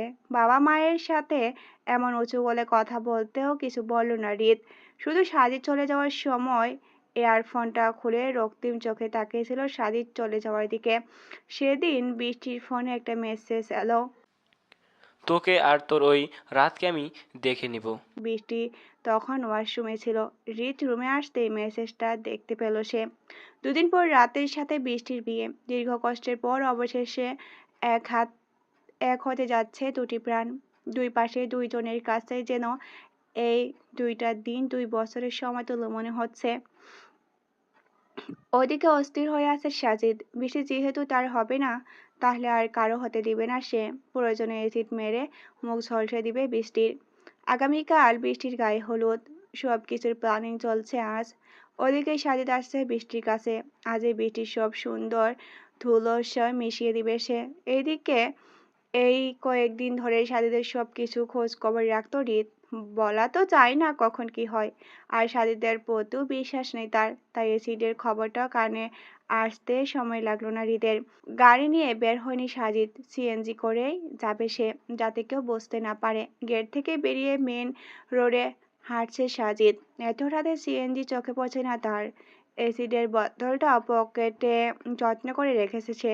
রাস্তায় অপর পাশে একটা সিএনজি দেখে তা থামালো সাজিদ।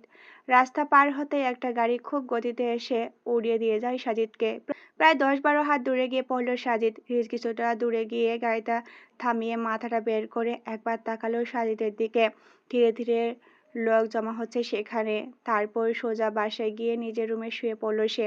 আধা ঘন্টা পর হৃদের বাবা হৃদের রুমে এসে ডেকে তুলে দিল হৃদকে। কি হয়েছে বাবা, এত রাতে তুমি এখানে? আরে সাজিদ নাকি অ্যাক্সিডেন্ট করে মারা গেছে। কি বলো, কখন? তা জানি না, এইমাত্র খবর পেলাম। আমরা এখন ওখানেই যাচ্ছি। চলো চলো। সাজিদের মুখের দিকে তাকিয়ে কিছুটা মায়া লাগছে হৃদের, কিন্তু আর সে এটা না করলে হয়তো আরো বড় কিছু হয়ে যেত। পাশের ঘরে বসে আছে বৃষ্টি। এখনো রাত আসছে না। দরজায় আওয়াজ কানে আসতেই নড়ে চড়ে বসলো সে। রাত সোজা ওয়াশরুমে ঢুকে ফ্রেশ হয়ে নিল। ঠোঁট ফুলিয়ে ওইদিক ওদিক তাকিয়ে আছে বৃষ্টি। তার মনে হলো বিয়ে করে ভালোবাসার পরিমাণটা কমে গেছে রাতের, না হলে ঠিকই আগে তার কাছে আসতো। কিছুক্ষণ পর বেরিয়ে এলো রাত।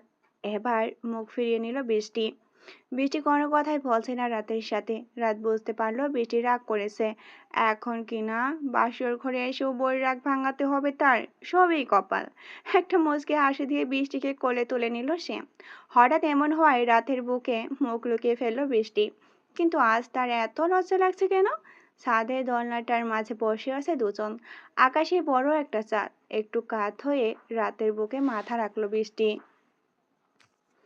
হুমায়ুন আহমেদ স্যার বলেছিল, এই শহরের মানুষজনে জ্যোৎস্নাতর সৌন্দর্য দেখাতে হলে কোনো এক পূর্ণিমার রাতে পুরো শহরে লোডশেডিংয়ের প্রয়োজন। বেশ কিছুদিন পর রাতের বেলায় ঠিক 12টার সময় শীতল বাতাসে নির্জন রাস্তায় হেঁটে চলছে হৃদ। গায়ে সাদা শার্ট, পরনে একটা কালো প্যান্ট আর কালো ব্লেজারটা কাঁধে রেখে ধরে রেখেছে এক হাতে। আজ বাসায় ফিরেনি সে। অনেকটা পথ নিঃসঙ্গ হয়ে হাঁটছে সে। মনটা আজ ভীষণ খারাপ। ঠিক এই তারিখটাই সুব্রতার সাথে প্রথম দেখা হয়েছিল তার।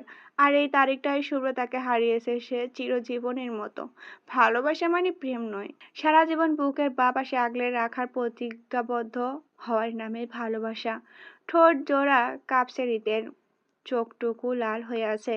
ফিনফিনে ঠান্ডা হাওয়ায় হেঁটে চলছে এক নিঃসঙ্গ পথে। অফিসে যাওয়ার সময় রাতের গলার টাইটা বেঁধে দিচ্ছে বৃষ্টি।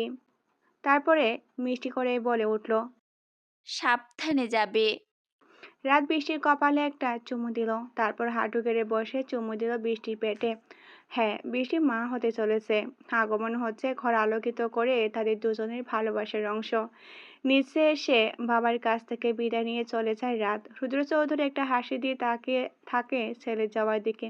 কে বলবে এই ছেলেটা একটা সময় খুব বিষণ্ণ ছিল।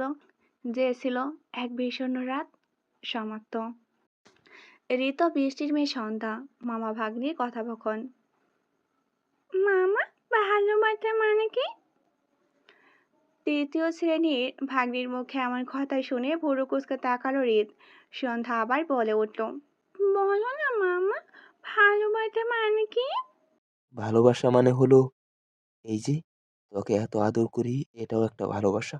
তোর দাদা, তোর বাবা মা তোকে যে স্নেহ করে, এটাই হলো ভালোবাসা। ঠোঁট ফুলিয়ে সন্ধ্যা বলে উঠল, ধুর, এই ভালোবাসা না। তুমি যে ভালোবাসার জন্য দেবদাস হয়ে ঘুরে বেড়াও, ওই ভালোবাসা। আচ্ছা মামা, তুমি বিয়ে করো না কেন? কোনো উত্তর না দিয়ে চুপাই হেলান দিল হৃদ। সন্ধ্যা আবার বলে উঠল, আচ্ছা মামা, আমি শুনেছি তুমি নাকি ছ্যাঁকা খেয়ে বেকা হয়ে গেছো বলে বিয়ে না করে সিদ্ধান্ত নিয়েছো। হৃদ বড় বড় চোখ করে তাকায় সন্ধ্যার দিকে।